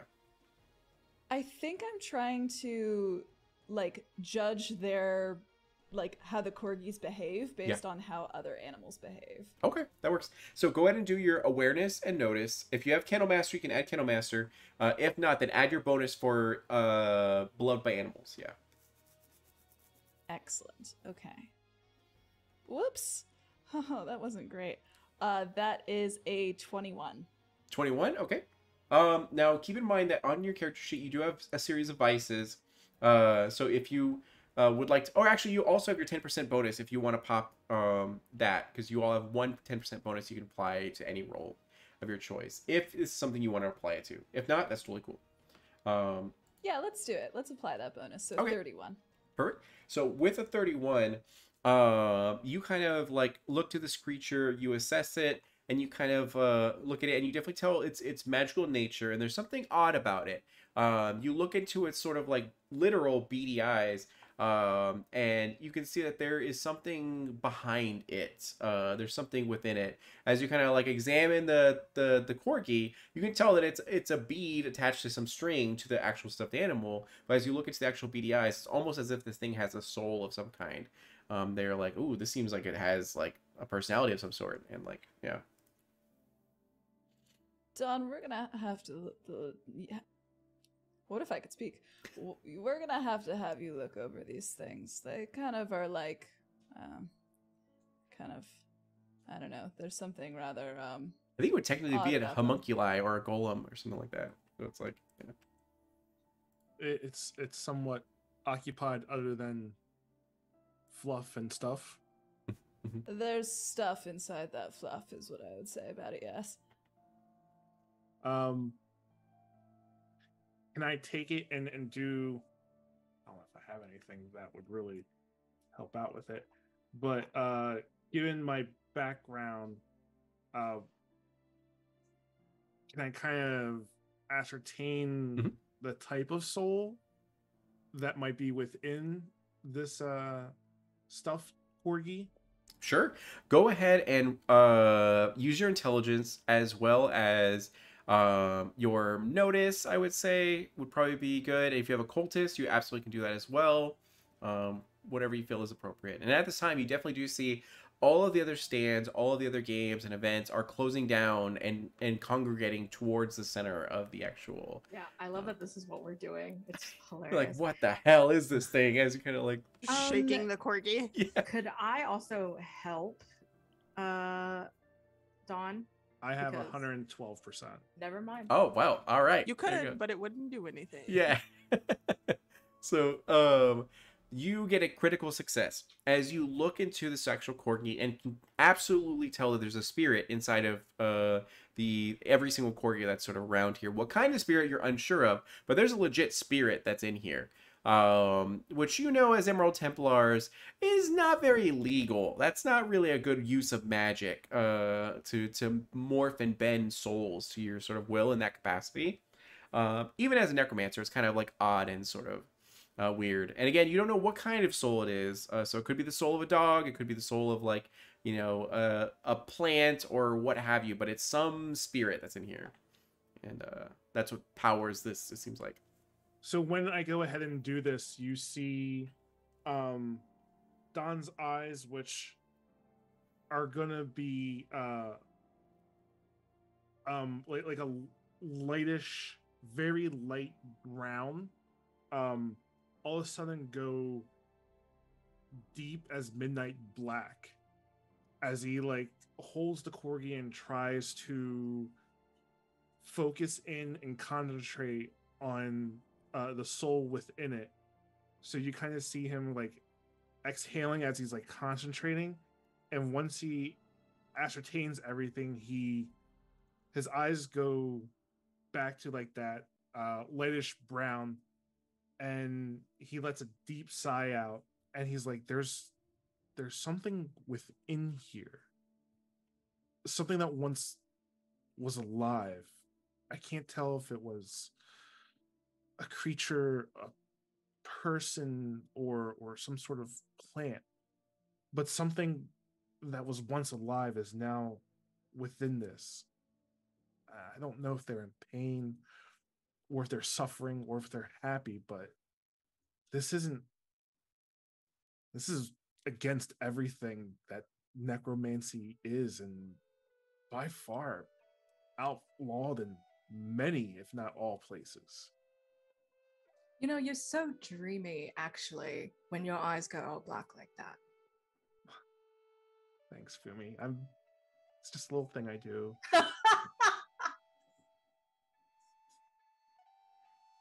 So it is at this time that a couple attendees of the like some clowns, sort of like staff members, come up to you and go like, "Please, right this way. We have seats reserved for you in the front." As they like politely sort of like grin to you and then motion you forward towards you see there all the other seats are kind of like brown and like benches and all that kind of stuff, but you know, good quality and everything. But there's one that's actually more ornate than the others, that's actually like kind of bronze or goldish, that's reserved for you guys essentially. And it says there's a sign in there that says like reserved for Emerald Templars. Oh, And, I insist. I love sitting among everyone. We, you know, we're normal people too.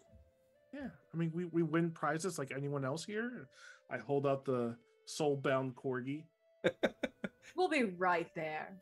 Just you don't have to wait up for us. We Templars. We And know what's going on. they go, okay, just please make sure to take your seats as your earliest convenience. We Mrs. Haversham, let's go sit next to her. It was like, but the clown attendees look to each other and they go like, Steve asked us to make sure that you guys sit in those seats. We just don't want to fail him. And but if you don't want to, we can try to talk to him as they keep their grin, but sweat is like pouring from their face. We'll talk to Steve. Don't worry about that. They're like, oh, okay. As they like grin and then walk away, and they kind of exchange glances, and then it's got a little bit fearful. And sure enough, right now what we're gonna do is we're gonna go ahead and take like a 5-10 minute break or so. That way everyone can get a drink, get some food, all that kind of stuff, and let's see what's going on with this normal circus. That's everything's fine and nothing's wrong with it at all. So Burn it down. burn it down. We're gonna burn it down, yeah. Bring a deep fryer into the tent. God, I can't believe this priest was right. God damn it. I know. So we'll be back soon, and yeah, stick around.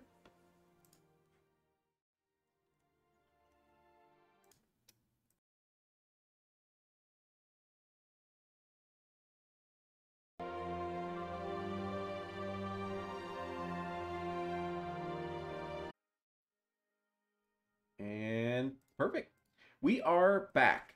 Hey everyone, I hope you guys are all doing well. Thank you for being here for our first episode of this Emerald Templar campaign, Carnival Nights, as a very, very small hamlet with probably only maybe like, I would say, I don't know, 150 people or so.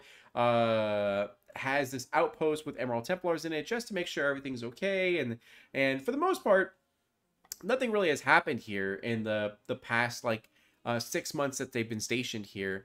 But on one morning, like any other morning, there is a huge circus that has come into town, leaving flyers everywhere.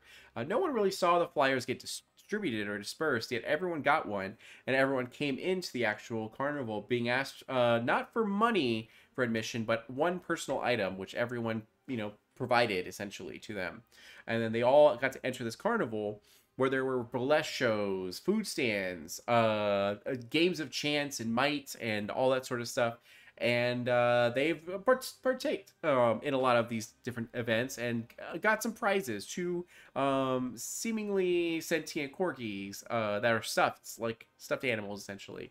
And it's everything's been kind of a little bit weird, a little bit unsettling, slightly.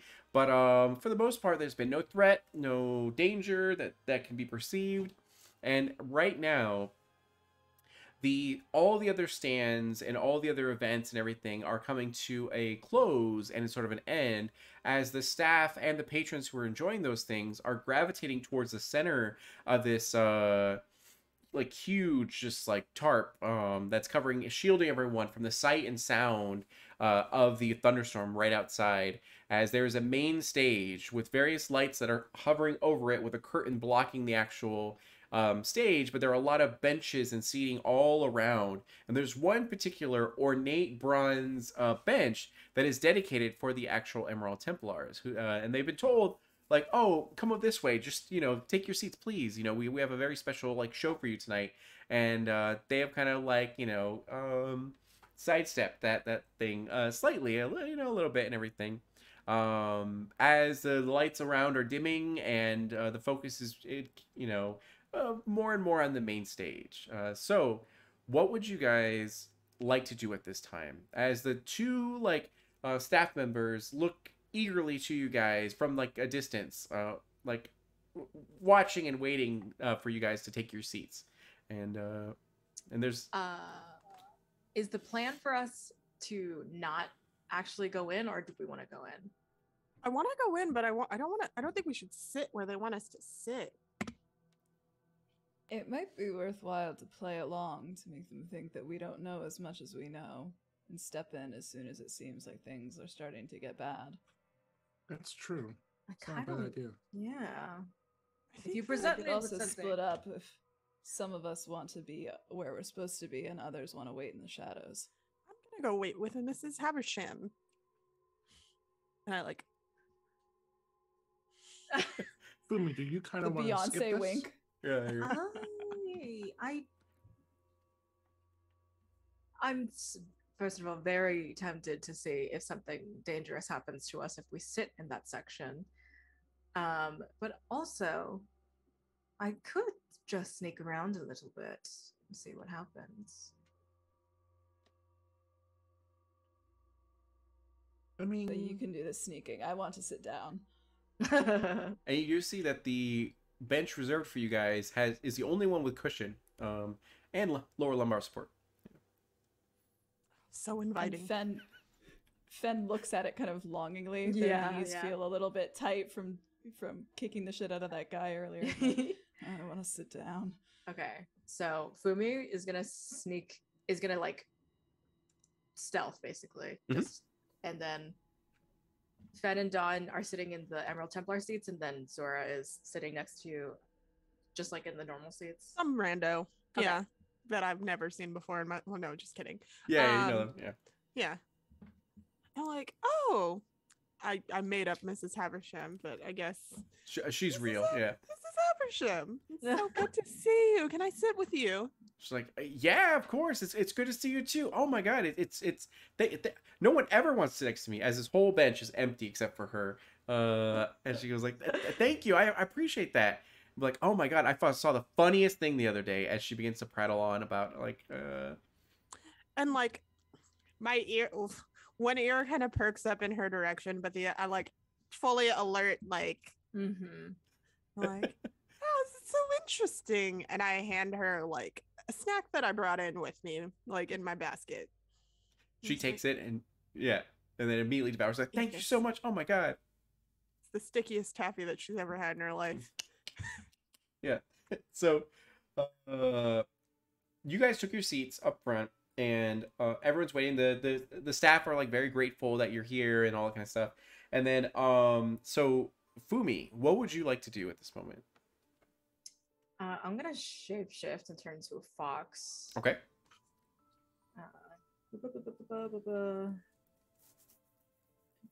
So I'm pretty close to 50% of exhaustion, but Wait, And- how? I'm at 12 exhaustion out of 35, and then my 50% is 17. Oof. Oh, was that Is that- from fighting? It was, yeah. It Oh, was- that's right. You did 3 attacks. Yeah, I did 3 attacks. Damn. Yeah. Yeah, so I want to basically like slink out of view. I want to get out of the eyesight of the clown attendants, and then I want to be able to sneak. Is this main area like just like open, or Correct. is it like another tent? It's completely open. There's just Okay. a curtain that circles around the main stage. Okay. Yeah. I want to be able to sneak into like whatever dressing room situation or wherever the acts are going to be coming out of. But Sure. I'm gonna be a little black smoky fox. So Yeah, I can that blend works. in with the shadows. So go ahead, and what you're gonna do is you're gonna roll your agility and nimble. And I believe you get a bonus for being in fox form.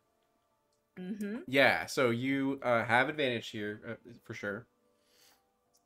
I mean I get like 115. You know? Oh my god. So that's a critical success. So what you're gonna do is you Metal Gear Solid it as you get onto your like fox belly and then like army crawl all the way through, and you have narrative control. So there is an area like a green room essentially for these performers as they're waiting to take the stage and everything. That and there's a bit of like slits and everything that you could probably pop your fox head through if you wanted to, or do whatever else you would like to. Yeah.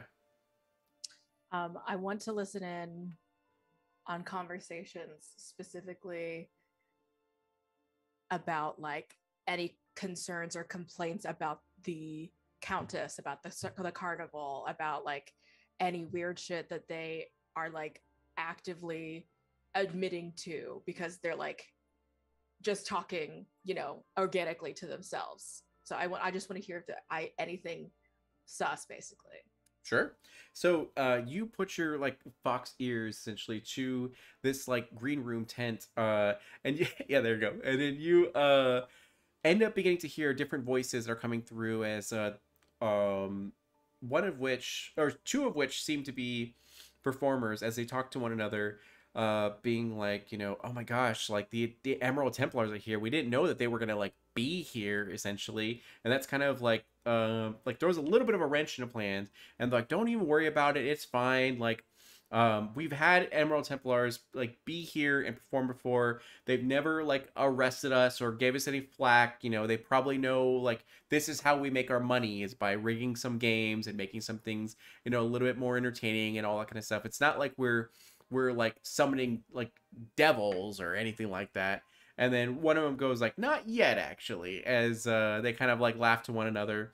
And then it goes like, I have a surprise for those Emerald Templars for sure. As you hear the sound of Steve come through as he like is clapping sort of hooves, and he goes, "All right, guys, we're about to start. Everyone, get ready. Make sure you're good to go. We need to put on like a super A show. I think one of the staff members like did something weird with one of the Templars, so we gotta we gotta talk to her." And it's probably Becky. He's like, God, Becky. And then as they just like talk about it, and they're like, all right, let's get ready to roll, and then let's do the best job we can. They're like, yeah. And then they all like essentially get ready as you hear the sound of the live band begin to drum and play. What do you want to do? Could I have seen who just joked about summoning demons? Like, did I see what they look like at all? Oh, for sure. You can poke your head through, and you do see one of them is a satyr that's like they're all in like hair and makeup at this point, as they're in like seats, and the staff members are like doing all this stuff. And you see that they're decked out in obnoxious amounts of like edgy sort of gear, as there's skulls and all this sort of stuff that's kind of around them. And you can see that was the one who had talked about summoning, and he does like flick his hand a little bit to showcase he does have magic and abilities. And the other one is a very like beautiful kitsune woman who has a actual like we'll just do a guitar essentially, as she's kind of like tuning it and then trying to get everything sort of ready. And yeah, so the satyr was the one you saw with who had mentioned the summoning of demons. Yeah, it has a special surprise for the Templars. Okay. I think if that's all that I get out of that, I feel like that's a good enough start. I'm going to essentially stealth back to one of the Emerald Templar seats. Okay. You do so as you like find a convenient place to like shapeshift back into your humanoid form, unless you want to stay in your fox form, whatever you want to do. Because for kitsune, it's accept like reasonable, acceptable to see them in either human form or fox form, whatever they prefer. Yeah. Okay. Well, I can't communicate, so I think I cost exhaustion though, right? Yes. To shapeshift back. Yeah, I'll do that. I shapeshift back and just like kind of in like a puff of smoke end up sitting next to Fen suddenly. You're really gonna give me a heart attack one of these days if you keep appearing out of smoke. Stop being old. And at this moment, way to do that. and at this moment, you hear the sound of the band play as like drums are sort of rolling, and the curtain opens up, and the lights like shine on this MC Steve as he kind of like swings around a sort of like staff. And goes like, welcome, one and all to our show. And thank you so much for visiting Countess Marigold's like Twilight Circus. We, like many people, kings and queens and warlords and like archpriests, have wanted to visit our actual carnival and have been denied that chance. It's only by luck that you're able to participate. And you, my dear people, are extremely lucky, as we are one of the wonders of the known world. As he goes, tonight you're going to see feats of extreme talent and things that will forever change your life. And he goes like, and we have special guests with us as well, and we want to thank the Emerald Templars for being here, as they shine a light on the actual bench, as 3 of the 4 of you are like shown essentially. And they go like, can we please get a round of applause for like them serving our community and helping us out as everyone like cheers because they know you guys and you guys have done a lot, especially Miss Hammershan. She like looks to you and be like, yeah, Miss Ham woo!" Sandwich. Yeah. And then tries to do the thing where she like forcibly tries to take your hand and raise it. I'm like, both of my hands are moving too quickly. I'm also applauding. Yeah. And then so they go, well, we want to thank you so much. Now without further ado, like we want to make sure you understand that tonight there will be acts that may involve danger and may involve like you know, just a bit of fright and terror, but I want to assure you that our trained staff are here to help protect you, but we cannot guarantee your safety because this is like any show. Anything worth watching has a little bit of danger to it, so just shield your young ones, and if you're, you know, weak of heart, you know, feel free to, you know, stand to the side and all that kind of stuff. But without further ado, the first act is one of strength, as they look to everyone and go like, normally we would ask for volunteers for the situation and the crowd's strongest warriors and bravest warriors to come forth, but because we are like graced in the presence of the honorable Emerald Templars, who are trained to fight the terrors of this world and the unknown threats, we would ask them to come to this center circle to be able to show us their might and their prowess as they face off against none other than, as the drums again like go, and you see another like curtain part as you see that same satyr walk out with a swagger of a champion, essentially, as he holds his staff. He was like, Kazakh, the summoner, known for being outlawed in many nations for his prowess in the art of calling servants from beyond the realms, as everyone like oohs and ahs and is terrified as he like does some like sparkle sort of magic and like shows how like evil he is. Now you guys as a necromancer and a witch can tell that like he's really put on a performance because you guys have real power, you know, and you don't need to like flaunt it like that. So it's definitely like an entertainer for show. Whether he has legit magic, you're unsure, but you know, he's kind of hamming it up essentially. Now, would you guys like to rise to the occasion, or would you like to do anything else? I super quickly whisper, or like I want to convey to Fen and Dawn what I had heard about Kazakh, and just sort of say, Kazakh, I mean, that doing a little sneaking backstage, I hear that one has a little fun demon summoning for us, which I personally am fairly excited about to see.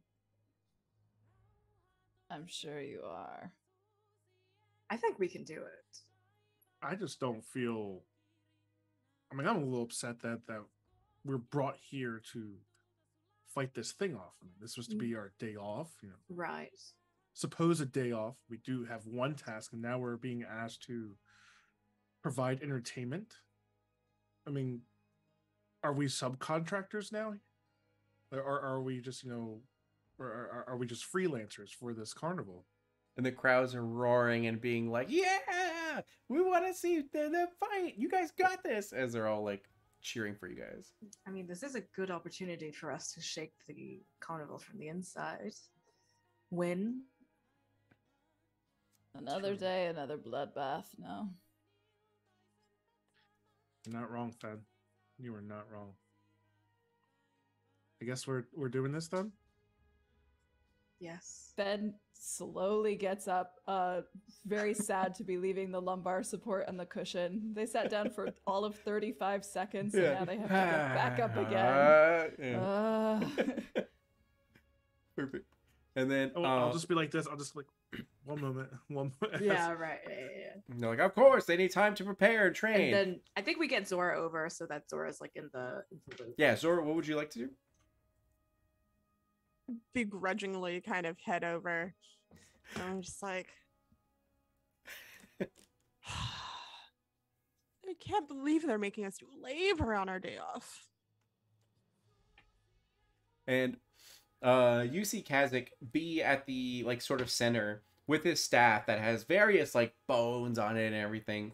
kind of like jeer at you guys, go like, oh, the emerald losers, I will show them the true might of a summoner. They will be shown their greatest nightmare, as he goes like, ah ha ha, and then kids are like, ah, and everyone's like super hyped and excited. I suppose let's get to it then. Yeah, and I'm like smiling at the children as I like grumble under my breath. Perfect. So Haven't they seen enough? what you'll do is you'll go ahead and roll initiative, which is you're going to roll your D10, and then you're going to do your agility and your nimble, and then let me know what you get.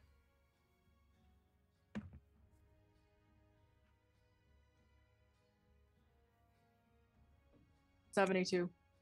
72 for Fumi. Perfect. 96. What was it? 96. 96. Okay. 78. I got a 92. 78. Damn. And then 92. Jeez. All right. Oh wait. 92. Rolling hot. And then that was a 78, right? Yes. Okay. 78. And then for Kasich, that is a 14. Okay. So as you guys gather around, you have your full equipment, your full armor and everything. And also your somewhere on your gear is your stuffed like corgis as well. And you see Kasich stand across from you, and he goes, I've been like waiting for the day that I could face off against these dreaded Emerald Templars who would stop me from casting my wonderful spells. And he goes, get ready for this, as he spins around his staff, and then he like pushes it into the air and cuts it down, and then steps back as you see like two huge hands grip the actual like cut, and then open it up and to reveal the infernal like realm, essentially the underrealm behind him, and pour out an actual feral Oni. Now, you know Onis to be a very large, like, demon, essentially. And by the way, this is very illegal. Like this is not something that, like, this is exactly what you guys are trained to stop. These summoners, essentially. Whoa, stop the carnival. And you see this Oni, like pour out of it. And it's about, like, 8 feet tall. Just a mountain of muscle as it's drooling and sort of, like, looks all around. And it looks to sort of Kasich. And it goes them as it like they twist and turns and like looks ready to like throw hands. And Steve goes like, and keep in mind, everyone, this is not like Morrow in First Blood. Death may occur here. So also bets will be taken, as like you see the clowns like taking bets.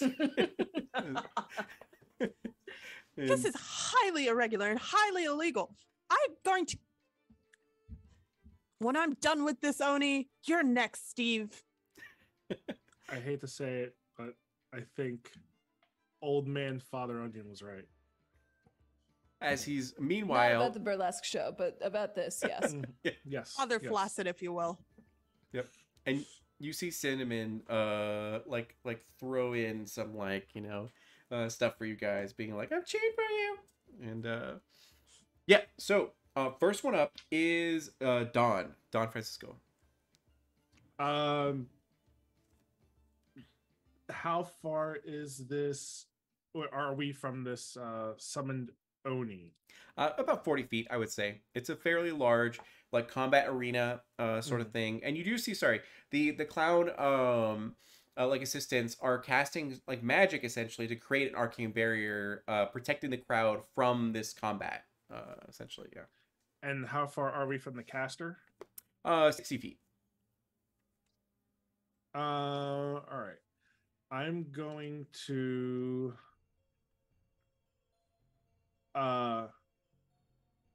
use 30 feet of my movement to kind of flank between the caster and the Oni. Mm-hmm. So that way, like, I can look at them and see like one on one side, one on the other. Yeah. And if I am within 50 feet of the caster, I am going to go ahead and use Under Realm Blitz, which I could fire all 3 bolts. Okay. At any target. So what I'm going to do is I'm going to send 2 at the caster and 1 at the Oni. Okay, perfect. So what would I be rolling? So let's do the Oni first. So what you're going to do is you're going to go ahead and roll your D10, and then it'll be intelligence and then focus. Okay. So in this situation, though, if you end up getting a 94% or above, you will activate the Chaos Magic table, which some spicy stuff can happen. That's goes same for you, Zora. Yeah. What was it? It was in focus, you said? Correct. Yep. All right. That is 62%. Oh yeah, you crit. Yeah. On that. So double And damage then- dice. Yeah. Nice. And it's a D8. That's only 4 points of damage now. Okay. On the Oni, and then just roll 2 more times to the caster. Correct. Yep. Same thing. All right. Excellent. That is 52. 52 does hit. Yep. That's 1 point of damage on the caster, and the second one, that's not going to do anything. No, that's going to do that. That's going to miss with a 32%. 32%. That does hit. Oh, it does. Oh, Mhm. there it is. 1 point of damage. Okay. Perfect. You do your Naruto hand signals, and then sure enough, like Underrealm Blitz happens, where from your hands pour out these arcane bolts that just scream through the air, and they like plummet into your enemies. Anything else for you? No, but will I take exhaustion magical attack? Is that still Yes, so specified? that'll be lucidity. So it should say on your spell what the cost is. Yeah, it was 1d8 lucidity. Oh, I was supposed to roll d6s, right? For damage? Yeah. Alright, I rolled d8s instead. Do you want me Oh, to re-roll them? or nah, just it's go- fine. You're good. Yeah. Okay. Alright, let me roll that for... That's 6 on the d8 for my Lucidity? lucidity cost. Okay. And then after you is going to go ahead and be Fen. So the... Or, oh, the Oni is about 40 feet away from you, and then the caster, Kazik, is about 60 feet away from you. Okay. I think Fen is going to focus the Oni as they kind of snarl a little bit. It's just annoying. They really, really wanted to sit down. And now they have to do this again. Can they literally not catch a single break? So I think they also charge forward right past where Dawn is like casting these awesome spells. And they just come in with these like 2 claws out and slash down at the Oni. How do I know if I have more than 1 attack? You're going to normally have... what is your agility? My agility is a 6. 6? I think you get it. I'm not quite sure. Let me go ahead and look super fast. Attributes and agility. Oh, it's 8% when you get an additional weapon attack. Awesome. Okay, good to know. Yeah. And then, but what is your strength? My strength is a 4. 4? Okay. And then, okay, yeah, so you have 1 attack. If you choose next turn not to move, you can do 2 attacks per turn. Yeah. Gotcha. Okay, that makes sense. I think for this one, Fen kind of comes forward and is going to try to like slash at the Oni first off. Okay. So that's strength plus fight, right? Yes. Yep.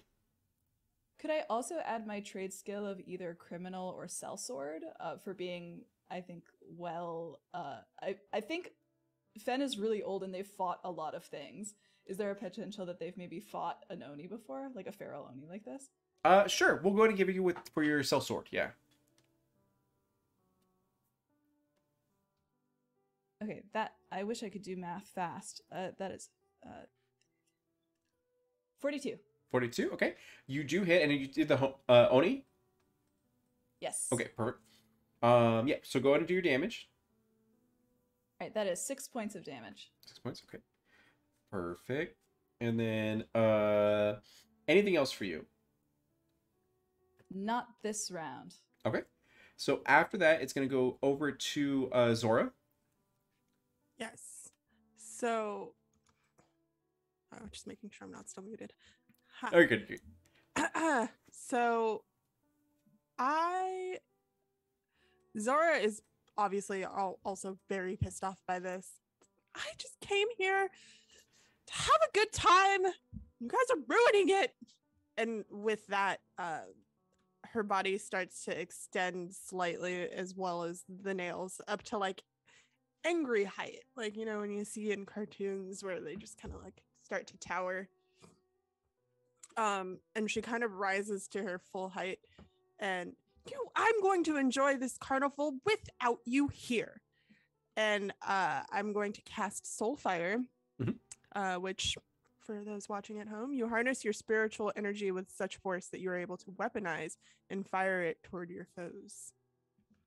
And I'm very angry. So Perfect. lots of power. So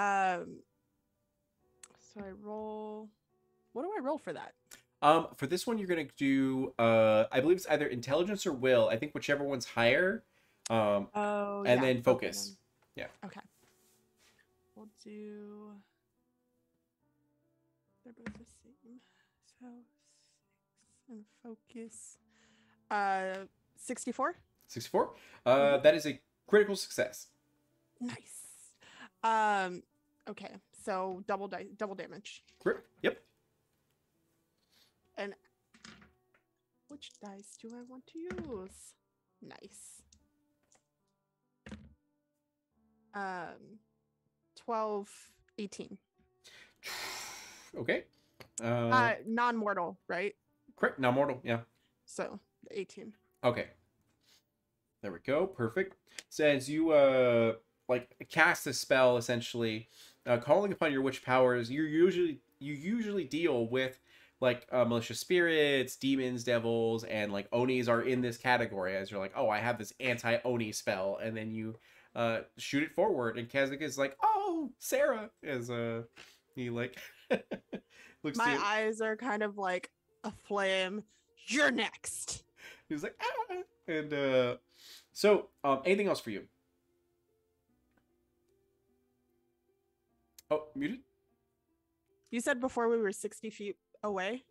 Correct. 60 feet from Kazakh, 40 feet from the Oni. Yeah, and if you did not move, you could take another primary action, which like it's another spell if you'd like to, but it costs more exhaustion, so it just costs the same exhaustion, but like you might gain more, yeah, or lucidity. All right, that means I need to roll to lose my lucidity also. Okay. And then I'm just gonna use my dagger and throw it essentially. Yeah. Okay. Oh wait, no, the range is not far enough. So excuse me, I'm gonna take my movement and just begin stalking with, after casting this like powerhouse spell at this Oni.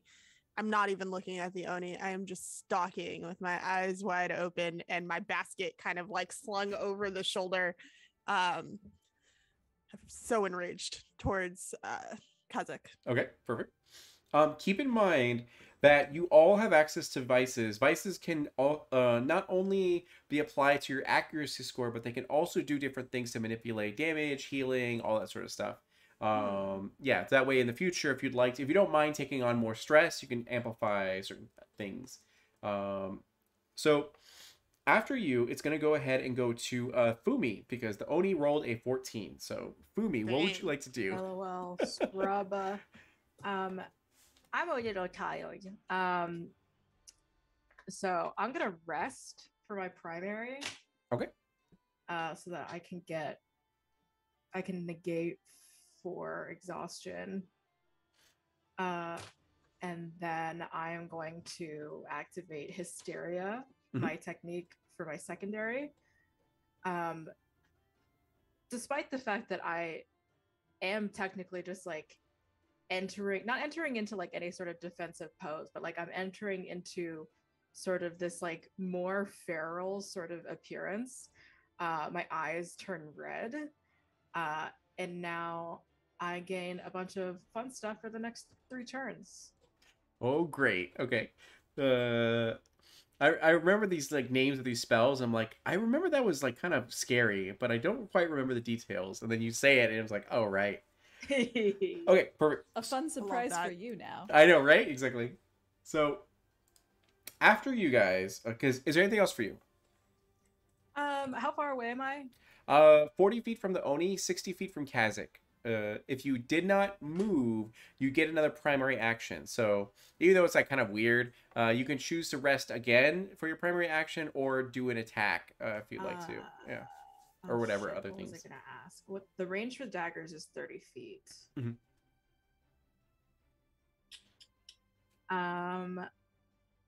Yeah, I'll just rest again.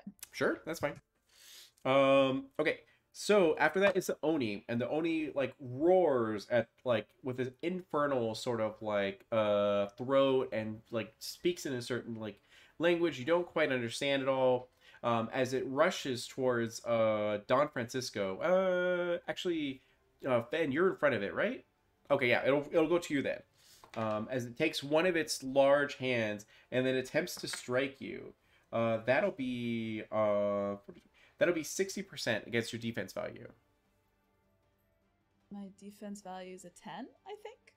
It shouldn't be. So you should be able to look at your gear, and then add those defenses, to, so it should start off with like, oh my god, I'm forgetting my own game. So let me see here. Let me go ahead and go to equipment, armor. Oh no, actually, yeah, the gear should give you everything. Yeah. I have the golden fox hide, which gives me a 6%, maybe a 60% defense. Is that what that means? Or a 6? I might have. Yeah, I might have increased it. Golden fox gives you. Oh yeah. Oh my god. I don't think I updated these ones. Okay, so that's gonna go ahead and it should give you. Oh weird. Why didn't I? I'll have to look at this. But it should give you like at least like 30% of your defense. So this might be an old document that weird. Oh, you know what? It might be in the full-blown one. Let me check this out really quick. Sorry about this. Playtest. This is what playtests are for. I am also looking through all of this. Yeah. Okay, so my defense is a 10. I don't know. Yeah, if you go all the way to the bottom of the book, there'll be the armor section, and then you'll see that those have the accurate ones. So for Golden Hide, it is 30%, I believe. Let's see. Golden Fox, yeah, 30%, and yeah, so you're good. Okay, cool. So you have 30% for your defense. Did you have a shield at all, or was it just your Golden Fox Hide? I do have a shield. I have a hide shield. Hide shield? Okay. So hide shield.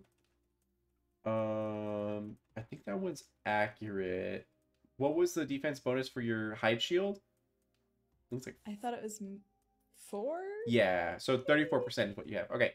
So perfect. So it does not crit you, because it's not 30% more, but it's just barely. So it is going to go ahead and strike at you with its giant, like, hand, talon hand and everything. And it is going to go ahead and deal. So that's going to be 4 points of damage to you. As it strikes deep, and it has a multi-attack. So it will try to attack you again. And that is, that's 90%. So, that's respect your elders. That's 110%. Damn. So it is. Don't look so sad. I thought you would be fine, right? You wouldn't kill me in the first episode. What? There's literally a button that says there's a donation for TPK mode, so I think that you would. Dory, have you eaten? Yep. Sorry. That'll be 11 points physical. As they take it and they strike into you. So the first one, maybe you like held your shield up to defend, and it took some of the brunt, but the other one just got your like side, and you didn't realize how fast and strong these Onis are. And sure enough, it strikes deep. And then meanwhile, Kazakh is just like channeling in like to keep control of this Oni. As he's sweating bullets, as he's seeing how strong you guys are, as he has like a bloody nose from being impacted by one of the spells. So after that, it's gonna go straight back up to Fen. Or no, sorry, Dawn. Could I ascertain that Kha'Zix is keeping control or keeping this Oni here in this plane of existence? Control, yeah. You know, summoners, Okay. yeah, they bring things to this area, and then they also control it while it's here. Yeah. All right, I'm gonna go ahead and do Arcane Barrier. Mhm. So you're gonna see his eyes not go black as they did beforehand. Yeah. They're gonna go a cloudy gray, Mhm. and then he's just gonna go ahead and like put his hands together, and as he goes like this and spreads it apart, this golden sphere Mhm. envelops him, and the golden sheen to it kind of dissipates, and you don't see anything now. But if certain light hits a certain way, you can see like a little fractal of like golden shimmer to it. Yeah. And he has a little protection against any physical incoming damage to it. And seeing as this Oni's a little bit closer now, is there any hindrance if I use the Taco Chill? If it's I know his range is 150 feet, but No, is there any like yeah, you can just use it. So whenever two of you attack the same target, you will get a flanking bonus. So if you choose to attack the Oni while like is engaged with Fen, then you get both of you will get a 10% bonus. Yeah. yeah, I'll go ahead and do that. So that is going to be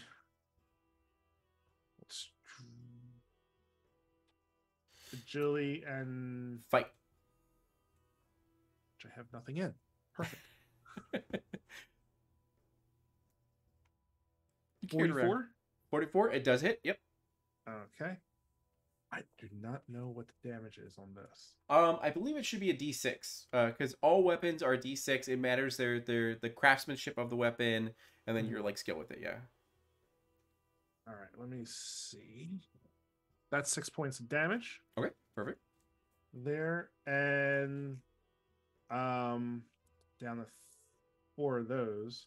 It's not looking too good as it has a giant like spear stuck into it. Its flesh is kind of seared off from spells and everything, and yeah. That's my 2 actions because I did not move. Perfect. Okay. And then after that is Fen. Yeah. Fen went ahead and hit 50% on their physical capacity, getting the crap kicked out of them. And they like kind of stagger, right?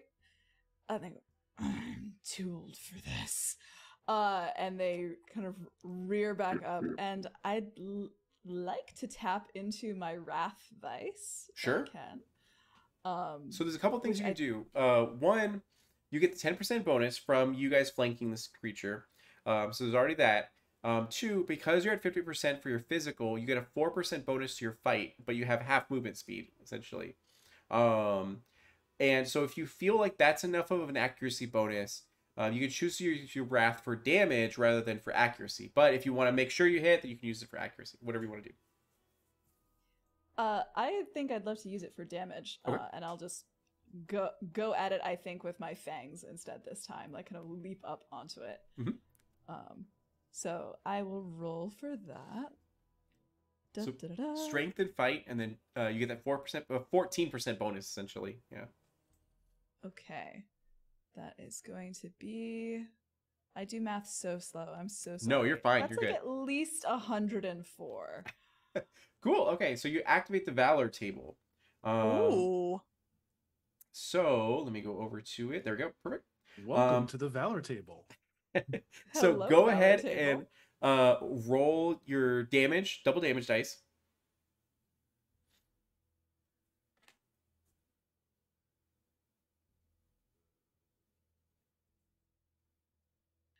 Since I add 2d4 for damage for activating my vice, do I also double that? Yeah.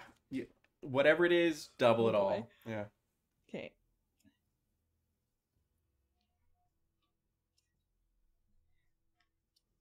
$22 points of damage? Oh God. All right. Um, go ahead and narratively describe how you destroy this Oni. And then I'll do the Valor afterwards. Yeah. I think. Oh, this is so exciting. Fen, like, they give that little line, like, I am too old for this. And then it's almost like they remember what it felt like to be young, to be a young assassin out on the town, out on the street, one of the most powerful people they felt like in the whole world, like they could take anything on. And that like same strength kind of surges into her body as she like leaps up and with surgical precision just like clamps their fangs down on this thing's shoulder and just like pushes that perfect pressure point that would just make it buckle to the ground and just make that the whole thing collapse in on itself. Perfect. And it does so as you do it with such precision that it is over as fast as it started, essentially. As the thing is summoned and you guys like jump to action, showing slinging spells and being able to cut deep into the flesh of this Oni, and it just falters to the ground as this being is not meant to be on the mortal plane, so it begins to shatter and sort of like fade away as it gets pulled back into the underrealm as the crowd like goes wild as you guys are like some of you are at least are like bloody and sort of like exhausted and like all this sort of stuff. So at this moment Kazac's creature is destroyed, so he like surrenders as he like gives up and like gives a bow to like you guys essentially, as Steve is like, there you have it, folks. Now we know how powerful these Emerald Templars are with their, coming from all different walks of life, whether it be, the blade or, the spells and like, necromancy and all this sort of stuff. There's just no match for creatures from the other realms. So, be proud that these are the people who serve your community as everyone sort of like cheers. But we have one more gift for these Emerald Templars. If you just stay here for a moment, please, and you won't have to, we swear to you, we won't have to fight anything other than the will to dance as the barrier gets lessened and suddenly the Kazakh gives you a bow, of course, and he goes like, my father was an Emerald Templar. I just want to say, I appreciate you guys. And then like saying like as you flip him up, and then he like runs back to stage, and then out comes this very beautiful Kitsune, all dolled up, all tons of jewelry and all that kind of stuff. As she has an actual guitar, and she bows to you and goes like, I want to play you guys all a song. I hope you like enjoy it.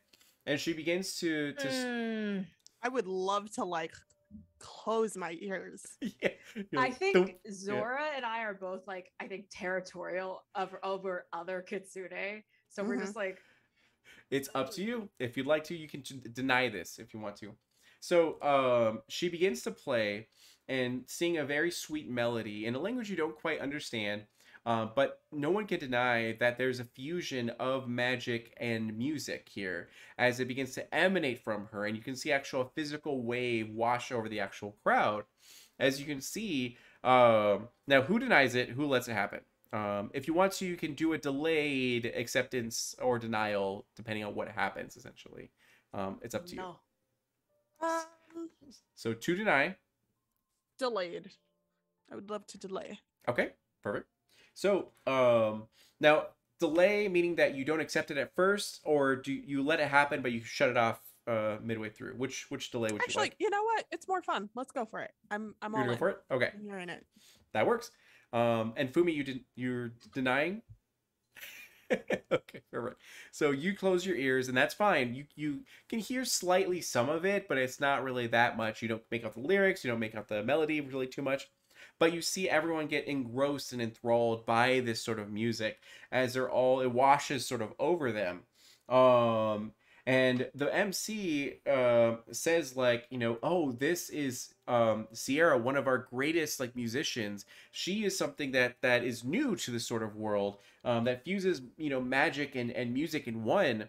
And her songs have the power to actually heal or harm depending on what, you know, she'd like to do. But in this case, she'd like to give you all the gift as she sings, and those who listen heal for 10 stress of whatever they choose. As you look around and can clearly see that wounds are being mended, and people who are like kind of sad or what have you begin to heal and feel a little bit lighter. And again, you could partially deny if you want to, as you can like see that no one is getting killed or like, you know, turning into zombies. You can be like, oh, well, let's have it or whatever, if you want to. If not, that's fine.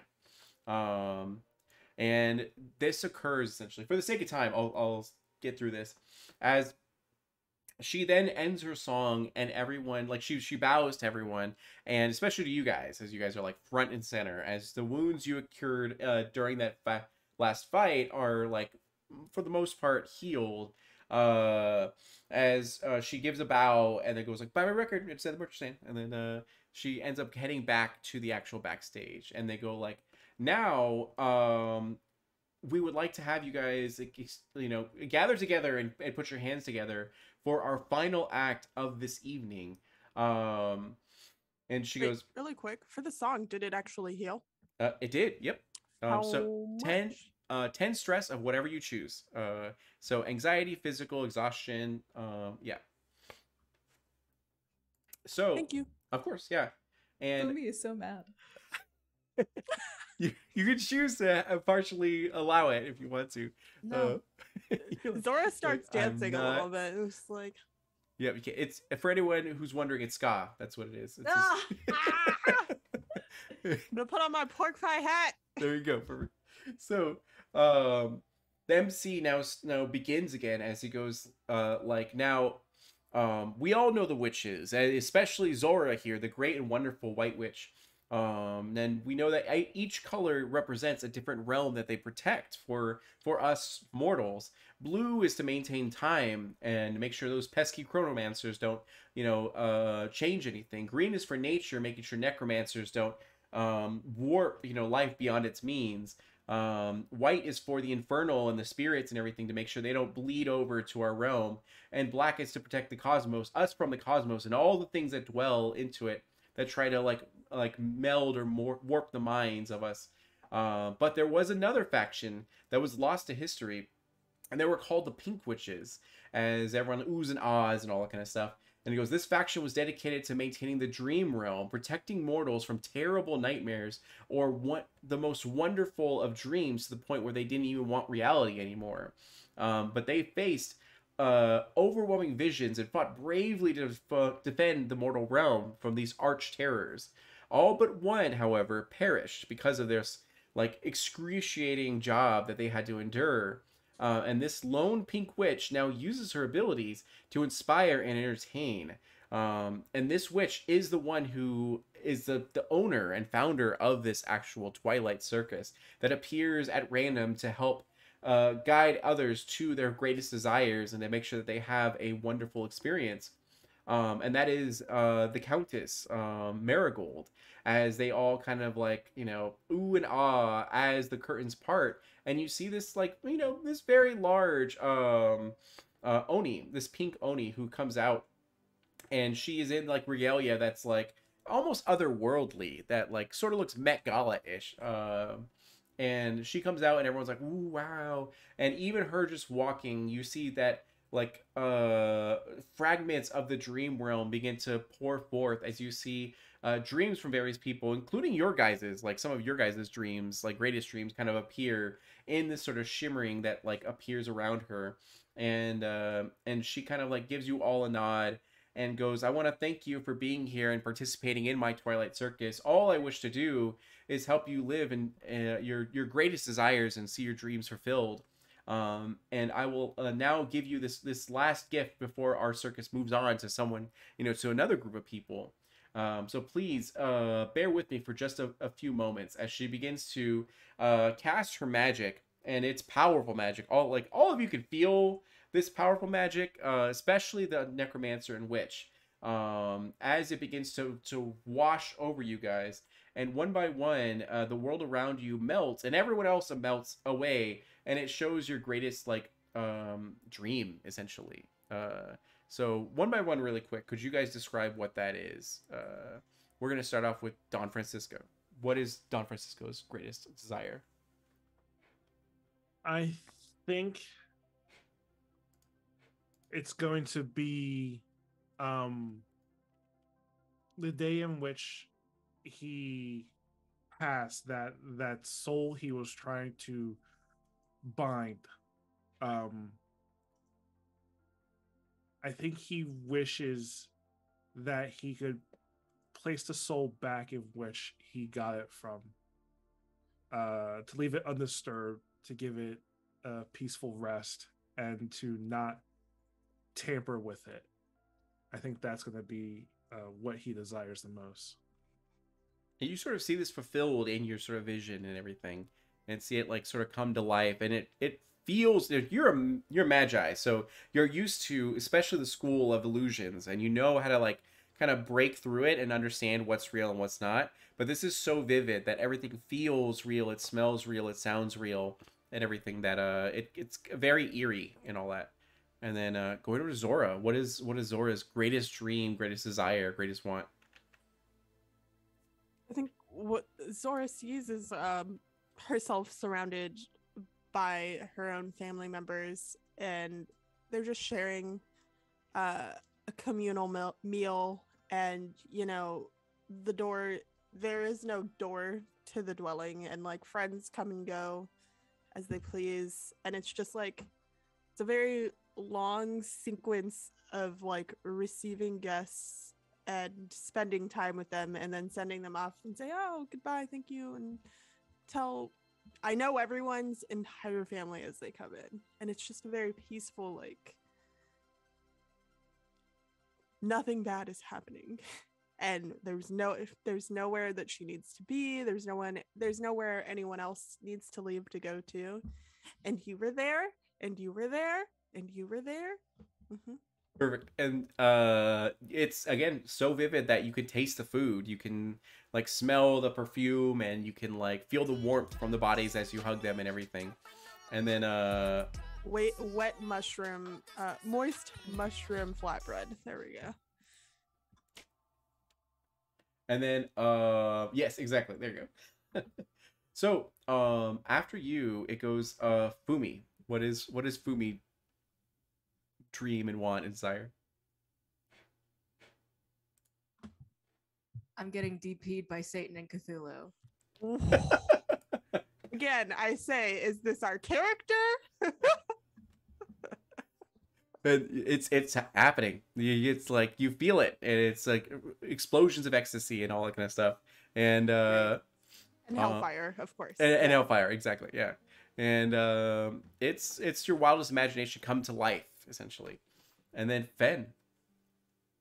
I am taking this in a sadder angle than that. That's Jesus. Let's do it. Can't wait. I think it's like this montage of Fen's like entire life, like 115 years of life. But every time that they choose to push people away, and they choose to do it by themselves and be alone and be by themselves, there's a different choice that plays out in this like mirage that comes through, and they see themselves happy with other people. They see the potential that they had for love that they squandered and self-sabotaged and pushed away actually bloom into something that could have been a life that they could have had, a happy life that they could have had, one where they felt powerful and strong and they didn't have to do everything alone. But they get to like this point in their life where instead of being an Emerald Templar because they have nothing better to do with the last remaining years that they have, they're surrounded by people who love them, memories of amazing adventures and memories, histories, love played out, and they are fulfilled. And then I think it kind of like, wipes away, and there's this sickening sense of loneliness and emptiness and loss.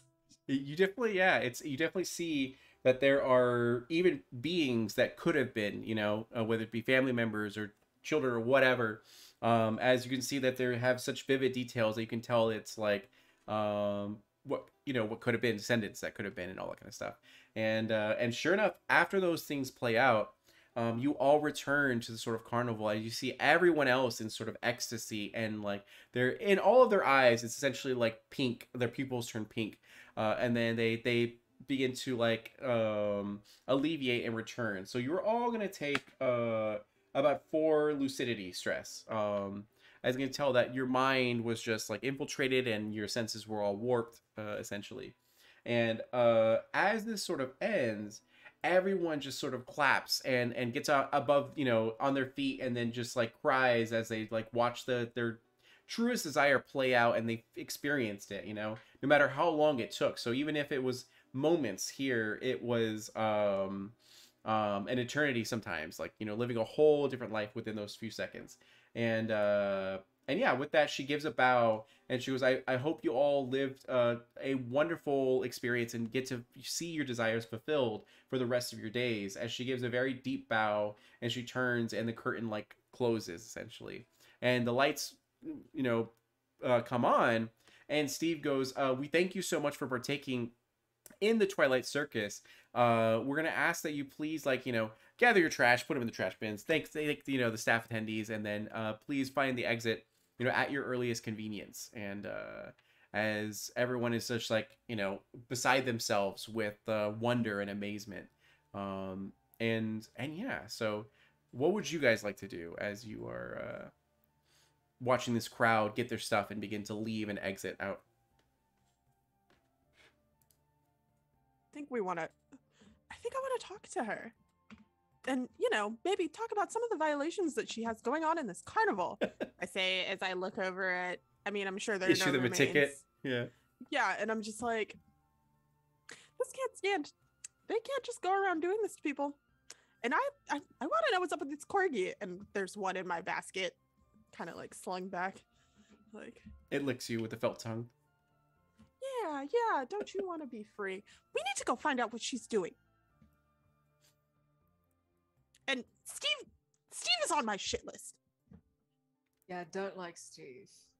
So you can definitely tell that Steve is there as he's like answering a few questions for different people who like are giving money and saying like, thank you. Like my relative has been dead for 40 years and I finally got to see them again. So like, I appreciate this, as they hand over whatever gifts and all that kind of stuff. And then ultimately begin to leave as Steve definitely sees you guys if you'd like to talk to him. The pink witch, the countess, you don't see at all, as you assume is behind the curtain in the main stage. And the staff members are like helping everyone and corralling them out of the building. And what would you guys like to do? Yeah. Steve, good to see you, darling angel. We need to talk. Why? What was that? And he goes like, that was the power of a pink witch. Isn't it like magnificent? Oh my god. No. The thing, and I look over at Fumi. The goat one, the sage-hood. Oh, Kazik. Oh, well, we would never summon anything that would actually like kill you. It's all just an act, and the Pharaoh Onis are the ones that really bring a show. But you're Emerald Templars. You're built for this. Normally, we summon a lesser sort of demon, to something that people haven't seen before. But you put on quite a show. And he goes like, "Here's your cut," as he like hands over a bag of 20 monies. I start to raise up a little bit again. Now, Steve, you know what happened here was very illegal either way. And he goes, no one got harmed and that very much. Dangerous for all of the people that could have been hurt by the Oni had we not been able to stop it. What are we gonna do about that? And he goes, I can't even enjoy my corn dog. I thought I was here for a show, and here I am, the show. And he does kind of like, oh, what's this? And he pulls behind your ear a corn dog, and then and he goes like, this is my gift from you, but please let's keep talking as we walk, to the exit, because we have another show that we're supposed to show up to, we're all very tired and have to rest. As he begins to lead you towards the sort of exit, but you can't ask him whatever you like to at this moment. And possibly meet the Countess. I think we need to talk to someone with a little more authority. Who do we Balls. complain to you about? And he goes, well, I mean, I can handle most like complaints. Like, was the staff member the issue, or did you not find enjoyment from the events or anything? The staff member would be named. You might have heard of this person, Steve. He goes, me? What did I do? I like have been nothing but cordial and kind. Oh, there's something behind your ear, as he pulls a cotton candy. You're doing the thing where you're redirecting sort of our concerns as Templars. And he goes, listen, I understand that you guys have a very serious job, and I appreciate everything that you've done for like your community, but there's no threat here. We have everything under control, and no one got harmed, and those who did get harmed were healed in our like second act, essentially. Then explain this. And I kind of hit him with the bag, the bag that has the corgi in it. The corgi. It's just like an old lady SWAT, even though, you know, I'm still young. The corgi like licks Steve, and he goes, these are like a magical gift. Like they are yours forever. You can like play with it and have a good time with it. It's like, it's fine. And I hold it. Where's my cat for prop? I hold it up to my face and I look it in the eyes. And I see that swirling. Yeah. You see that swirling mass of death in the feline eyes. I mean, canine felt eyes. And then I turn the corgi to face Steve, and I also face Steve. And why do we both look like we have souls through these windows? So go ahead and roll influence. You can do influence and either charm or daunt, whichever you'd like to do. And because of the case you've sort of built, you'll get a 10% bonus to it. Yeah. Influence. Would Zor get any more if I bring out the corgi I have, and also It'll still be 10%. Yeah. Yeah. And then I get a bonus to charm in my Correct, for being a kitsune. Yep. And then 10. Okay. So 22 plus 22. Dang. Oh, yeah, I know. That's so 112. Yeah. So you and are you choosing daunt or charm? Charm. Charm. Okay. Yeah. You say That it, doesn't seem very honest. and Steve looks like defeated. Like he's trying to think of things, excuses, and all that. And he goes like, you know what? Okay, I understand you have a job to do. You know, we want to make this as safe as possible for everyone involved.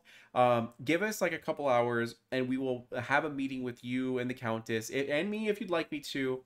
But I promise you that you will be able to meet the Countess and be able to tell her your complaints. And if there's any fees we need to do, then we will pay those fees for the, you know, endangering the people of Patio, the fine people of this hamlet. He goes, is that okay? Will that satisfy you? I I look turn at to confer. Fen, who was the only one that got injured. Fen, is that to your liking? They're kind of rubbing at their black eye, and they look a little smaller than they normally do. Like the grouchiness has kind of like sloughed off into something a little bit sadder and emptier, but they go, that's fine. I'm mostly just mad that there's some kind of workplace harassment or weird stuff. It feels like an OSHA violation in here. I didn't mind the show so much personally. I don't mind fighting, but just as long as the staff are here in their own free will and we figure out what's going on with those corgis, I'd be happy to have some kind of conversation. In unison, the 20 employees all at once say, we love it here, as they like, yeah, answer. Yeah, no, that's what I'm talking See, about with the no, OSHA violation no, thing. no. It just seems that's Like, what- that's weird. Steve, I don't think we should give you the time that you asked for. I think we should talk about it now. Like, what? The Countess just requires a short break, and then she will be able to do it. How about 30 minutes? Is that enough time to be Make able? it 5. How about we're Emerald Templars and we are going to look into this? Like, flash your badge, and then like, yeah. So, they go like, all right, well, let me talk to the Countess. Just like, give us a little bit of moments. For the time being, please, like, you know, enjoy, you know, the outdoors really quick as we get everything sorted. As the staff are beginning to clean inside and break everything sort of down and all that. And so like at this moment, Steve like does comply as he turns around and heads back to like the main place. As you see the silhouette of the Countess there, like waiting as they're like chatting essentially. And the staff kind of go to you and go like, "Oh, could you please like you know, wait outside? We need to, you know, deal with everything here. They'll be with you in just a moment." As they try to usher you outside. What would you like to do? Friends, you know, the whole concept of the whole Twilight Circus thing, I don't. If you're disappearing, we're going to disappear with you. So we'll wait here. If that's okay. Do you guys need help cleaning up? And they're like, "No, it's okay." As Excellent. Great. perfect. So you guys wait on this sort of edge like of like the entrance essentially, refusing to be like forced outside. When suddenly it seems like all at once all of their eyes go pink. The staff members who are like cleaning essentially, and they turn to you in unison and just begin to like march sort of towards you, ushering you essentially outside, with, you know, by force. And they're like, "Thank you for coming to our show," and like continue to sort of do that. So for okay, so we are over time, so I'm gonna go ahead and unskippable cutscene this. So what happens in this moment is that they do end up like taking you a little bit off guard as you're talking to each other, being like, "This is some weird stuff," and they essentially like push you guys forcibly out, all etiquette gone, even though they're smiling and saying like, you know, "Oh, like thanks for coming to the show," and push you outside. As there's something you realize as the tarp like falls down to the entrance, and they do not hail to like your responses or anything. As you notice that the storm is let up, there's no storm anymore when you go outside. It's just clear blue skies, very sunny. The birds are singing, the flowers are like in bloom and everything, and the people are actually heading back to their homes and all that. And sure enough, from where you're standing, you can see the outpost because your outpost is like on the edge of town, and inside is still Father Onion, which you assume is like still waiting for you. As these, you know, carnies won't let you enter.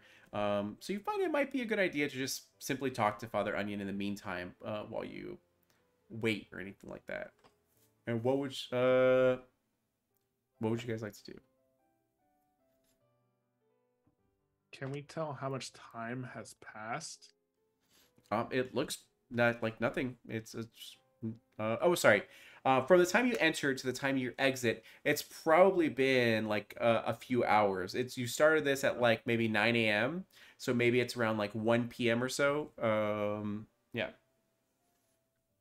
I walk into Father Onion and bring out the corgi and say, "Look at this unspeakable abomination of sin they were giving out and peddling to all the children and folks over there. How dare they give such cute adorableness out in this prideful, honoredful, faithful world that we live in." So you do so as the corgi like uses his felt tongue and looks again at Father Onion, this elder goblin, but this elder priest no longer looks like the same one that you like talked to previously. It has definitely a different expression and demeanor as he gets up and goes like, "Oh my god, that's so adorable. It's good to like see it. Did you guys have fun? I heard so many good things about the Twilight Circus. It seems like a place like we all should visit, you know, one day. I'm so jealous of you guys." As he like pets the corgi, essentially. And he goes like, "Did you find anything weird like while you were there?" I find something weird now. He was like, "What? With what?" Muted. He doesn't look like a flaccid dick anymore. Do I see any malicious energy? You do. Yeah. Well, Vibe check. yeah, vibe check. Yeah. Vibe Not check. not Actually, add that malicious. in. Yeah, not malicious, but you do sense something odd about this Father Onion and everything. if you'd like to, you can go ahead and do a awareness and notice check. Father Onion, did you do anything while we were gone? And he's like, no, not at all. I just appreciated you and your hard work. I helped clean the place. As you see that it's all of your clothes are picked up, the dishes are done, like the AC filter is changed, and like The Brita. yeah, the Brita is filled, and like all that, yeah. And 36. 36, okay. With the 36, something is different and very odd, but it's like mannerisms. It's like the main thing you notice is that he no longer has a bad leg. He walks normally, like sort of on it, and he goes like, well, it doesn't seem like you're harmed, so I guess the circus was okay. Well, that's good. I'm gonna go back to my priestly duties. Thank you again so much for everything. As he stands there and like sees to you guys and like wants to shake your hand. It will specifically do it to Fumi. I slap it away. Perfect. You slap it away, but your hand kind of like goes through his hand for a moment, and then suddenly it begins to like catch up as he goes like, "Oh, that was silly. I'll see you guys later." And he like pauses awkwardly, and then it seems like he sort of lags as he appears at the front door and goes like, "Bye," as he opens up and leaves. And even when he tries to close the door, the audio from closing the door doesn't go immediately. It has a sort of delay as you exchange glances and you're unsure of what this sort of means. And, Damn it, we're dreaming! I and- say as I throw the corgi on the ground. yeah, Chrissy, Fumi, wake up. Why don't you go check on that baby? And we're gonna end here for tonight. That way, yeah, because we're The already. first thing we Okay. do, we start the episode with the baby. I know, right? And also Kate Bush running up that hill, and then yeah. Honestly, it's like we're in a Kate Bush music video. Right? Perfect. So, I want to thank you guys for like playtesting this. This is the first of 5 episodes. Hopefully you guys enjoy the chaos and that's going to be coming down the pipeline soon. And So, for whatever reason, I didn't think that we were going to be playing. I thought we were going to be playing like 5 separate one shots, and I'm like, "What do you mean I have to get out of this? What do you mean I didn't win in the first one? I will destroy." Oh, okay. Perfect. So, yeah, which the next one, that guess is still to be determined. But like Sailor Scout Austin and Hamna are actually the 2 other guests that'll be like in here. Which like Hamna's character is super cool, so I'm like super stoked for that. But yeah, for now, let's go ahead and have you guys tell us, you know, what you have going on and where we can find you next. And we're gonna start off with a C. Oh my god, I'm never prepared to go first for anything. Hi everyone, my name's C. I use they them pronouns. You can find me making very trans, very gay art on the internet at PieSharpArt. You can also find me every Saturday at 8 p.m. US Eastern Time over on Transplanar RPG. If you don't know what that is, Transplanar RPG is an all-transgender person of color led 100% homebrew D&D 5th edition actual play live stream set in a non-colonial anti-orientalist world. We are in Arc 6 of 8. We are coming up on the finale of our first campaign. We have a written recap document. We have a podcast version. We have VODs up on YouTube. You can come to our live Twitch stream. Come hang out with us. We tell an amazing story. We love that. You can also find me specifically this week. I'm in a bunch of one-shots this week, so check it out over on the Phantom Arts. Oh my god, I don't know what I'm doing. But there's a big one-shot event happening. I will be playing 3 days in a row, doing one-shots over there, so check that out. You can also find me in an upcoming Vampire the Masquerade game over on Gehenna Gaming. You can also find me on North by Northwest podcast version with another game of Scum and Villainy. I'm doing a lot of stuff right now. I'm also starting another stream on Tuesday. It's a lot. I'm in a lot of stuff. Check me out on Twitter if you want to know where I am doing whatever I'm doing at whatever time I'm doing it. So check me out there, and I will pass things over to Joe. Hello, everyone. I have been Fumi. I am at Scary Dog Friend on Twitter and TikTok. You can find me on Wednesdays over at Starlight Tales and Girls from These Worlds, where I play 2 other bastard women. And then on Thursdays over at Going Crit RPG, I'm in the Reckoning in Dawn Shadow show, which is an all Asian cast.